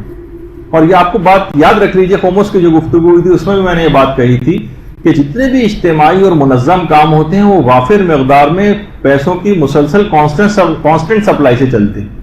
دیکھیے آپ خود دیکھتی ہیں، چھوٹا سا بھی گھر ہے جس میں صرف 4 افراد مثلاً رہتے ہیں، وہاں کا بجلی کا بل، گیس کا بل، مکان کے جو ٹیکس ہیں، اگر کرائے پہ مکان ہے تو اس کا کرایہ، بچوں کے اسکولوں کی فیسیں، بچوں کی وینوں کی فیسیں، دوائیوں کے اخراجات، اور کتنی چیزیں ایسی ہیں کہ آپ دیکھتے ہیں کہ اس میں ایک مہینے کا بھی اگر کسی کو تنخواہ نہ ملے تو وہ چھوٹا سا جو متوسط ٹائپ کا گھر ہے وہ مشکلات کا شکار ہو جاتا ہے۔ ان کو بھی کتنے پیسے چاہیے؟ تو جو باقاعدہ ادارے ہیں، جو پورے غریب لوگوں کی کمک کے جو مختلف ادارے ہیں جو قائم ہیں، تو آپ خود سوچیے کہ کہاں سے یہ اپنی ضروریات کو پورا کریں گے۔ تو اس کے اندر پھر ضرورت اس بات کی ہوگی کہ اس میں اس طرح کی جو ہے وہ کمک وہ مستقل جو ہے وہ کی جائے۔ اچھا، اسی طرح سے یہ بات اس میں بس اور کہی جائے کہ مجاہد یہ فوجی جو ہیں فوج میں بھرتی کے لیے فٹنس کا ان کا ہونا لازمی ہوتا ہے۔ جیسے جیسے پھر وہ امتحانات وغیرہ فوج میں پاس کرتے جاتے ہیں، سینئر ہوتے جاتے ہیں، ٹریننگ لیتے جاتے ہیں، اونچے عہدوں پہ ان کی ترقی ہوتی جاتی ہے۔ تو ابتدائی طور پر جو ایلیجیبلٹی کرائیٹیریا ہوتا ہے فوج میں جانے کے لیے، اس میں عمر دیکھی جاتی ہے، قد دیکھا جاتا ہے، اس کی صحت دیکھی جاتی ہے، کوئی بیماری تو نہیں ہے، بیماریوں سے فٹنس ہوتی ہے۔ اسی طرح سے منتظر امام کی بھی کچھ ابتدائی شرائط، واجبات کے اوپر وہ عمل کرتا ہوگا، حرام سے اپنے آپ کو بچاتا ہوگا، اخلاق حسنہ کی اس کو پاسداری کرنا لازم ہے۔ جب ان ذمہ داریوں پورا اترے گا تو وہ منتظر امام کا ٹائٹل لینے کے قابل ہو سکے گا کہ ہاں اب اس کا انتظار شروع ہوا ہے، ابھی تو کام اس کو بہت سارے کر رہے ہیں لیکن اب یہ منتظر امام کہا جائے گا۔ یہ نہیں کہ یہ کچھ بھی نہیں کر رہا ہے اور اتنے بڑے ٹائٹل منتظر امام کو حاصل کر لے، یہ ہاتھ پہ ہاتھ دھرا بیٹھا رہے اور اتنے عجیب ثواب انتظار کو حاصل کر لے، یہ ہاتھ پہ ہاتھ دھرا بیٹھا رہے اسی طرح سے اور رسول خدا کے ساتھ جنگ لڑنے کا ثواب حاصل کر لے، یہ امام زمانے کے خیمے میں مجاہد کے طور پر جو ہے وہ اس کا ثواب حاصل کر لے، کیسے ممکن ہے؟ یہ ممکن نہیں۔ دیکھیے خواتین جو ہیں ان پر جنگ اور جہاد میں شرکت واجب نہیں، البتہ پہلے بھی ہوتا تھا کہ نرسنگ کی خدمت خواتین کرتی تھیں، کمک کرتی تھیں، مدد کرتی تھیں، مرہم پٹی کرتی تھیں، کچھ نہیں تو ہمتیں بنواتی تھیں۔ وہ آپ کتنی دفعہ سن چکے ہیں برادر وسیم نام سے کہ باقاعدہ جو جنگوں میں مسلمانوں کی طرف سے ایک عورت تھی جو کہ مجاہدین کی ہمتیں بڑھواتی تھی، جا کر اس قسم کے شعر پڑھتی تھی، رجس پڑھتی تھی کہ ان کے اندر ہمتیں آئیں۔ تو یہی وجہ ہے کہ امام خمینی جس سے جو لوگ کہتے تھے کہ بھئی آپ ان لوگوں سے اتنی جنگ کیسے لڑیں گے، آپ کے فوجی کہاں ہیں؟ تو کہتے تھے کہ میری جو قوم کی ماں ہیں ان کی گودوں میں میرے فوجی ہیں۔ تو وہ اس کے بعد لوگوں نے دیکھا کہ انقلاب میں پھر انہیں جو ماؤں کی گودوں میں بچے تھے وہ انہیں نوجوانوں نے انقلاب کے اندر کتنا بڑا کردار جو ہے وہ ادا کیا۔ تو بہرحال اب خواتین جو ہوں گی یعنی ان کا جہاد کیا ہوگا، وہ اپنے مردوں کی، اپنے بچوں کی، ان کی ایسی تربیت کریں، ان کو کمک مہیا کریں، ان کی ہمت بڑھائیں، تم جاؤ میں اس کے بدلے فلاں چیز کے کام کر لوں گی، کسی بھی طور پر سستی اور کاہلی کو نہیں آنے دیں، اپنے وقت کو جو بچائیں، جو آپ پر اتنے کم شرعی واجبات رکھے گئے۔ شرعی واجبات 2-3 ہوتے ہیں خواتین پر ایک شادی شدہ عورت کے، وہ 2-3 سے زیادہ نہیں۔ تو آپ سوچیے کہ آپ کے اس وقت کو اسلام بچا کے کہاں صرف کروانا چاہتا ہے، یہ آپ کو تربیت پہ صرف کروانا چاہتا ہے۔ لیکن آپ ہیں مثلا وہ جو ہے وہ گھر کو ہی ہم نے میدان جنگ بنایا ہوا ہے اور جناب فضول جو ہے شاپنگوں میں غیر ضروری طور پر رشتہ داروں کے گھر کثرت کے ساتھ آنا جانا۔ یقین کیجئے کہ وقت کو انتہا سے زیادہ ضائع کرنے کی اس سے زیادہ کوئی بھی چیز نہیں ہے۔ اس کے اندر حرام بھی بہت چیزیں ہوتی ہیں اور اس کے علاوہ بس دعوتوں پہ دعوتیں، ان کے ہاں دعوت، ان کے ہاں دعوت، وہ پھر آپ کی دعوت کریں، پھر آپ ان کی دعوت کریں، 2 مہینے سے فلاں کو نہیں بلایا ان کو دعوت میں بلانا۔ ٹھیک ہے، رشتہ داروں کا میل ملاقات اچھی چیز ہے، لیکن وہاں پر بھی ہم دیکھتے ہیں کہ صرف گناہوں میں چیز بات ہوتی ہے، اس کے اندر اس میں تبلیغی کوئی کام نہیں کیا جاتا کہ آپ کہیں رشتہ داروں کی دعوت ایک ساتھ کر لیں گے، ایک درس کا پروگرام کروا لیں، اس میں بلائیں رشتہ داروں کو، کھانا کھلا دیں، لیکن یہ نہیں ہوتا، صرف وہ فسق و فجور والی سب چیزیں ہوتی ہیں۔ جبکہ خواتین کے لیے کہا گیا ہے کہ جہاد المرأۃ حسن تباعل، یعنی جو گھرداری کے اندر فقط یہ نہیں ہے کہ اس کا جہاد، عورت کا جہاد گھرداری سے مراد خواتین فقط یہ سمجھتی ہیں کہ شاید کھانا پکانا، روٹی سالن وغیرہ کا انتظام، تو مہمان رشتہ دار وغیرہ آ جائیں تو ان کو نہیں، ایسا نہیں۔ خواتین کو مستقل اس صورت میں ان کو چاہیے کہ وہ ضرور بے ضرور جو ہے وہ جو ان کا کام باقاعدہ ہے ان کو انجام دینے کی کوشش کریں۔ جب دفاع کا وقت آ جاتا ہے دیکھیے تو ہر شخص پر دفاع کرنا لازم ہو جاتا ہے۔ جہاد عاشورہ میں بھی ہم یہ دیکھتے تھے کہ جوان تھے، بوڑھے بھی تھے، اس میں ادھیڑ عمر کے افراد بھی تھے، عورتیں بھی تھیں، مرد بھی تھے، بچے بھی تھے، حتیٰ کہ بیمار بھی موجود تھے۔ جی ہاں، انتظار فرج کے بھی اس میدان میں سب کو کام کرنا، یہ تمام صنوف شامل ہیں اس کے اندر، تو سب افراد کو اس کے اندر آ کر کام کرنا ہے، کسی بھی شخص کو بھی اس کے اندر اس انتظار فرج کے میدان میں کسی بھی شخص کو معافی نہیں، سب کو دفاع کرنا۔ جس طریقے سے دیکھیے میدان جنگ جب ہوتا ہے تو اکثر جو فوجی ہوتے ہیں خود کو چھپا کر کیموفلاج کر کے کام کرتے ہیں، تو بعض اوقات آپ کے لیے بھی ہے کہ منتظر بھی بہت زیادہ شور نہ مچائے، خاموشی سے بھی تبلیغات کا کام کیا جا سکتا ہے، خاموشی کے ساتھ۔ یہاں پہ ہمارا یہ ہوتا ہے کہ اخباروں میں اشتہارات، چھوٹا سا کام ہوتا ہے، اس کو اتنی اشتہار بازی اتنی کہ پوری دنیا کے کان کھڑے ہوئے ہوتے ہیں، کام اتنا چھوٹا سا ہوتا ہے۔ تو دیکھیے یہ طریقہ کار پھر کیا ہے، دشمن آپ کا زیادہ مضبوط ہو جاتا ہے، زیادہ آپ کو نگاہوں میں رکھ لیتا ہے، آپ کو نقصان پہنچانے کی فکر میں ہوتا ہے، جبکہ آپ اتنے مضبوط نہیں ہوتے۔ اندرونی طور پر مضبوط کرنے کی ہر وقت یہ کہ ہم میڈیا پہ ہمیں میڈیا پہ کیوں نہیں دکھایا جاتا، ہمیں میڈیا پہ کیوں پیش نہیں کیا جاتا، ہمارے اوپر فلاں چیز اور یہ میڈیا، بھائی آپ کو کب میڈیا آپ کے ساتھ ہے، آپ کو اس سے توقعات کتنی وابستہ کیوں کر رکھی ہیں آپ نے؟ تو بہرحال بہت ساری چیزیں ایسی ہیں۔ تو ایک بات لوگ بار بار کہتے ہیں کہ بھائی یہ کیا صرف یہ امام زمانے کے ظہور کی تیاری جو ہے وہ صرف مسجد، مدرسہ اور تبلیغی سے وابستہ ہے فقط، اور بھی تو کتنے سارے شعبے ہیں؟ تو ہم کہتے ہیں جی ہاں اور بھی بہت سارے شعبے ہیں، مگر مسئلہ یہ کہ دیکھیے سب شعبوں جتنے بھی ہیں سیچوریٹڈ ہیں، یعنی شیعہ ڈاکٹرز بھی دیکھیں موجود ہیں، شیعہ جو ہے انجینئرز بھی موجود ہیں، شیعہ اکانومسٹ بھی ہیں، جرنلسٹ بھی ہیں، اور جناب چارٹرڈ اکاؤنٹنٹ بھی ہیں، تمام شعبے بھرے ہوئے ہیں، مگر کن افراد سے بھرے ہوئے ہیں؟ غیر تربیت یافتہ شیعوں سے۔ اچھا، جو اپنی ذمہ داریوں سے غافل اور وہ اپنی فیلڈ کے ماہر ضرور ہیں مگر دین کی خدمت سے دور ہیں۔ تبلیغات کا دیکھیے شعبہ خالی بھی ہے اور کمزور بھی، باقی سب افراد دین کہاں سے لیں گے؟ علماء حقہ کی تعداد بہت کم ہے، حتیٰ کہ خواتین کو پڑھانے کے لیے بھی دیکھیے آپ کو مرد حضرات آ رہے ہیں، آپ لیکن کیوں تیار نہیں ہو رہی؟ کیوں آپ محنت نہیں کر رہی ہیں؟ کیوں آپ آگے نہیں بڑھ رہی ہیں؟ کن فضولیات میں آپ پھنسی ہوئی ہیں؟ آپ کہاں جا رہی ہیں؟ آپ کی منزل تو امام زمانہ ہونی چاہیے تھی، آپ کی منزل تو عاشورہ ہونا چاہیے تھا، مگر آپ کسی اور ہی الٹی سمت کی مسافر بن گئی۔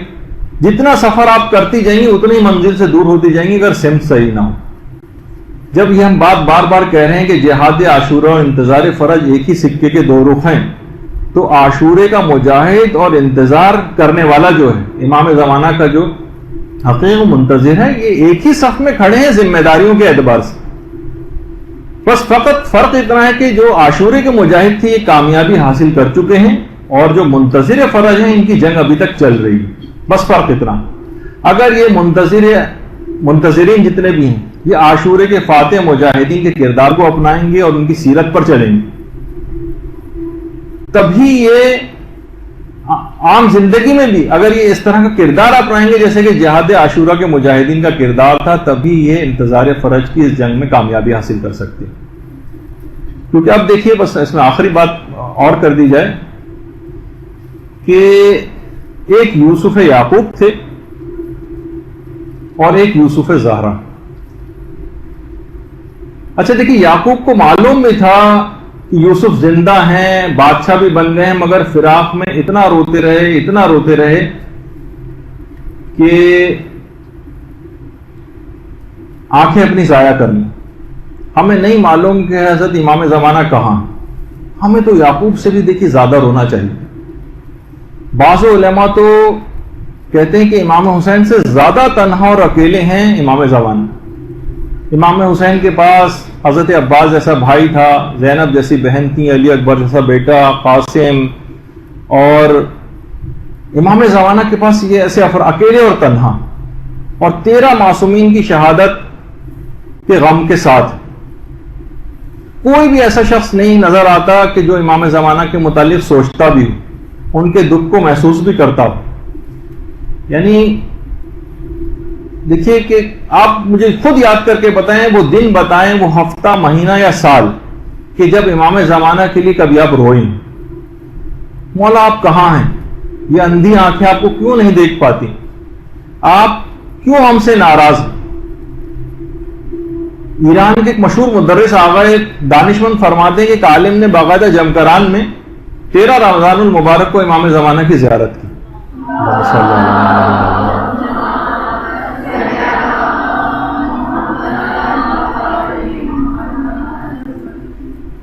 اور ایک بات نوٹ کی کہ امام زمانہ کی آنکھوں کے گرد سیاہی مائل ایک نشان ہے. مولا جی آپ کی کیا حالت ہے؟ امام نے فرمایا ہمارے گناہگار شیعوں کے اعمال کے باعث یہ آثار اذیت میرے چہرے پر آیا ہو رہے ہیں. یہ ان کے اعمال بد کے باعث ہے. یعنی ہماری یہ بدعمالیاں یہ کیوں ایک دوسرے خلاف، امام کہتے ہیں کہ کیوں ایک دوسرے خلاف صف آ رہے ہیں، کیوں غیبتوں اور تہمتوں میں مصروف ہیں، کیوں لہو و لعب کا شکار ہیں، کیوں گانے موسیقی اور فلموں کے دلدادہ ہیں، یہ عورتیں ہماری چاہنے والی ہیں کیوں بے پردگی کی طرف مائل ہیں، اپنے وقت کو کہاں لگا رہی ہیں. گویا امام زمانہ فرما رہے ہیں کہ فرماتے ہیں کہ میں رات و دن ان کے لیے روتا ہوں اور ان کے گناہوں کی بخشش کے لیے دعا کرتا ہوں. امام فرماتے ہیں کہ میں اللہ سے اپنے شیعوں کی بخشش کے لیے باقاعدہ دعا کرتا ہوں کہ پروردگار میری وجہ سے ان کو معاف کر دے. وہ ہمارے لیے روتے ہیں لیکن ہم ان کے لیے نہیں روتے. کب ہیں ہم، کبھی ہمیں نہیں نظر آتا کہ ہم نے مثلاً کبھی قنوت میں بھی دعائے فرج عام طور پہ لوگ اس انداز سے امام کے لیے پڑھتے ہیں. کتنی نظریں ہیں جو آپ نے آج تک امام زمانہ کے لیے مانی کہ مولا کا جلد ظہور ہو جائے، اس کے لیے ہم نظر مان رہے ہیں. کتنی دعائیں ہیں جو آپ نے امام زمانہ کے لیے کی. ہماری دعائیں بیماریوں کے لیے ہوتی ہیں، قرضوں کے لیے ہوتی ہیں، جابس کے لیے ہوتی ہیں، شادی کے لیے ہوتی ہیں، اولاد کے لیے ہوتی ہیں، بہت ساری چیزوں کے لیے ہوتی ہیں. آپ پرسنٹیج بتائیے کتنی پرسنٹ امام زمانہ کے لیے لوگ دعا کرتے ہیں. ساری خواہشات کو جمع کر لیں آپ، کتنی خواہشات لوگوں کی ہیں، ان کی خواہشات میں امام زمانہ کہیں پر بھی نہیں. دیکھیے امام زمانہ لوگوں کے درمیان رہتے ہوئے بھی تنہا ہیں. لوگوں کے دل ان کی یاد سے خالی ہیں، حتیٰ کہ وہ ہماری دعاؤں میں بھی نہیں. ہماری کسی بھی خواہشات اور حسرتوں میں ان کا کوئی ذکر نہیں. ہمارے بچے ہیں، نوجوان ہیں، وہ گلوکاروں، کھلاڑیوں اور اداکاروں اور ٹی وی ڈراموں، کس سیریل میں کیا ہو رہا ہے، ہمارے امام زمانہ کے متعلق کب کوئی معلومات حاصل کر رہا ہے. جوان ہوں یا بوڑھے، سیاست کے متعلق دیکھیے آپ کیسی باتیں ہو رہی ہیں، کتنی معلومات ہیں، کیسے ڈرامے جو ہے وہ دیکھے جا رہے ہیں. کوئی بھی قسط اگر مس ہو جاتی ہے لوگ ایک دوسرے پوچھتے ہیں بھائی کل کیا ہوا تھا اس قسط میں جو کل آئی تھی ہم نہیں دیکھ پائے. کرکٹ میچ اگر ہو رہا ہوتا ہے بار بار لوگوں کے دوسرے سکور پوچھتے ہیں، کتنے آؤٹ ہو گئے، کتنے رن بن گئے. امام زمانہ کا مقام اتنا بھی نہیں کہ کوئی ان کے متعلق یہ معلومات حاصل کرے. کتنے سوالات ہمارے ایسے ہیں جو لوگ ہم دیکھتے ہیں کہ جو امام زمانہ کے متعلق لوگ پوچھتے ہیں. باقاعدہ آیت اللہ محمود حلبی، جن کا کہا جاتا ہے کہ جینا مرنا امام زمانہ کے لیے تھا، اپنے شاگردوں کو امام زمانہ کے لیے رلاتے تھے. وہ فرماتے تھے کہ امام زمانہ مجھے معاف کر دیجیے گا، میرے پاس لوگوں کو سمجھانے کے لیے اور کوئی مثال ہے نہیں. اپنے منہ پر تماچے مار مار کے کہتے تھے کہ میں لوگوں کی جہالت کو دور کرنے کے لیے مولا یہ مثال دے رہا ہوں. کہتے تھے اے لوگوں، آپ لوگوں کے اگر کوئی مرغی کھو جائے، ڈھونڈتے ڈھونڈتے آپ محلے میں جاتے ہیں، پڑوس میں جاتے ہیں، سڑکوں پر دور دیکھنے کے لیے جاتے ہیں، ہر شخص سے پوچھتے ہیں کہ مولا جو ہے کہ میری جو ہے مرغی، لوگوں سے پوچھتے ہیں میری مرغی تو کہیں نہیں دیکھی، کسی روڈوں پہ جا کے دور تک بھی جا کر پوچھتے ہیں. لیکن ہم کیا کرتے ہیں کہ ہم نے کبھی 30 سال گزر گئے، 40 سال، 50 سال، 60 سال، 70 سال کے ہو گئے ہیں، آپ کا امام آپ سے غائب ہو گیا. کتنوں نے پوچھا، کتنے عالموں کے پاس گئے کہ امام ظہور کیوں نہیں کرتے. ہماری کبھی ایک رات کی نیند بھی امام کے لیے ہم نے قربان نہیں کی. وہ فرماتے ہیں کہ اگر ایک بلینک چیک جس پہ آپ نے سائن کیا آپ کا کھو جائے، آپ کی راتوں کی نیندیں حرام ہو جاتی ہیں، ہر جگہ ڈھونڈتے پھرتے ہیں. لیکن ایک بلینک چیک جتنی قیمت بھی امام زمانہ کی آپ لوگوں کی نگاہ میں نہیں. تو وقت نکالیے، دیکھیے فرزند زہرا اور یوسف زہرا کی محبت کو دل کے اندر پیدا کیجیے. ابھی درس ختم ہو جائے گا، اس کے بعد ظاہر ہے کہ آپ قصیدے پڑھیں گے اور وہ بھی ایک حق ہے اور پڑھنا چاہیے آپ کو. لیکن کیا ہوگا کہ بس اس کے بعد قصیدے پڑھنے کا وہی پرانی لہو و لعب والی زندگی کے اوپر واپس. تو بہرحال دیکھیے کہ امام زمانہ کے ظہور کی راہ کو ہموار کرنا ہے تاکہ امام کی دیدار سے ہماری نگاہیں روشن ہو جائیں، اور امام زمانہ ظہور کریں آ کر تو زمین کو ایسا عدل و انصاف کے ساتھ وہ بھر دیں گے جس طرح سے پہلے وہ ظلم و جور سے بھری ہوئی ہوگی. تو اپنی پوری زندگی کو کوشش کریں کہ امام زمانہ کے مشن اور مقصد کے لیے لگا دیں، اور اپنا کوئی محاذ اور مورچے کا انتخاب کر کے ایسا کام کر کے چلے جائیں کہ فخریہ طور پر جب موقع اس کا آئے اور اٹھانے کی ضرورت پیش آئے ہماری قبروں سے، تو ہم فخر کے ساتھ اپنی اس صلاحیت کو امام زمانہ کے ظہور کے بعد ان کی عادلانہ حکومت کے قیام کے لیے استعمال کر سکتے. تو یہاں پر آج ہماری گفتگو جو ہے ختم ہو رہی ہے. اس میں بہت سارے پیغامات تھے اور پوری زندگی کو آپ نے دیکھا کہ عاشورے سے وابستہ ہے انتظار فرج. ایک مجاہد کی زندگی اور انتظار فرج کا جو میدان ہے، اس میں حیرت انگیز مشابہتیں ہیں، اور اس کو میدان جنگ سمجھ کر ہی اس کو عمل کرنا ہے، اور زمان امن میں ہی ساری جنگ کی تیاریاں کرنا. تو بہرحال یہاں پر ہماری گفتگو اختتام پذیر ہوتی ہے. انشاءاللہ اگلی دفعہ کسی نئے موضوع کے ساتھ حاضر خدمت ہوں گے. وصلی اللہ علی محمد وآلہ الطیبین الطاہرین.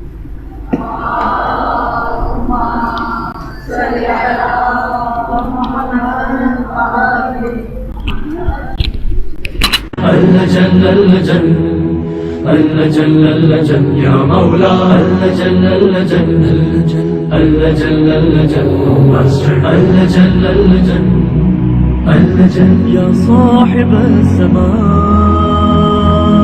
اللجن اللجن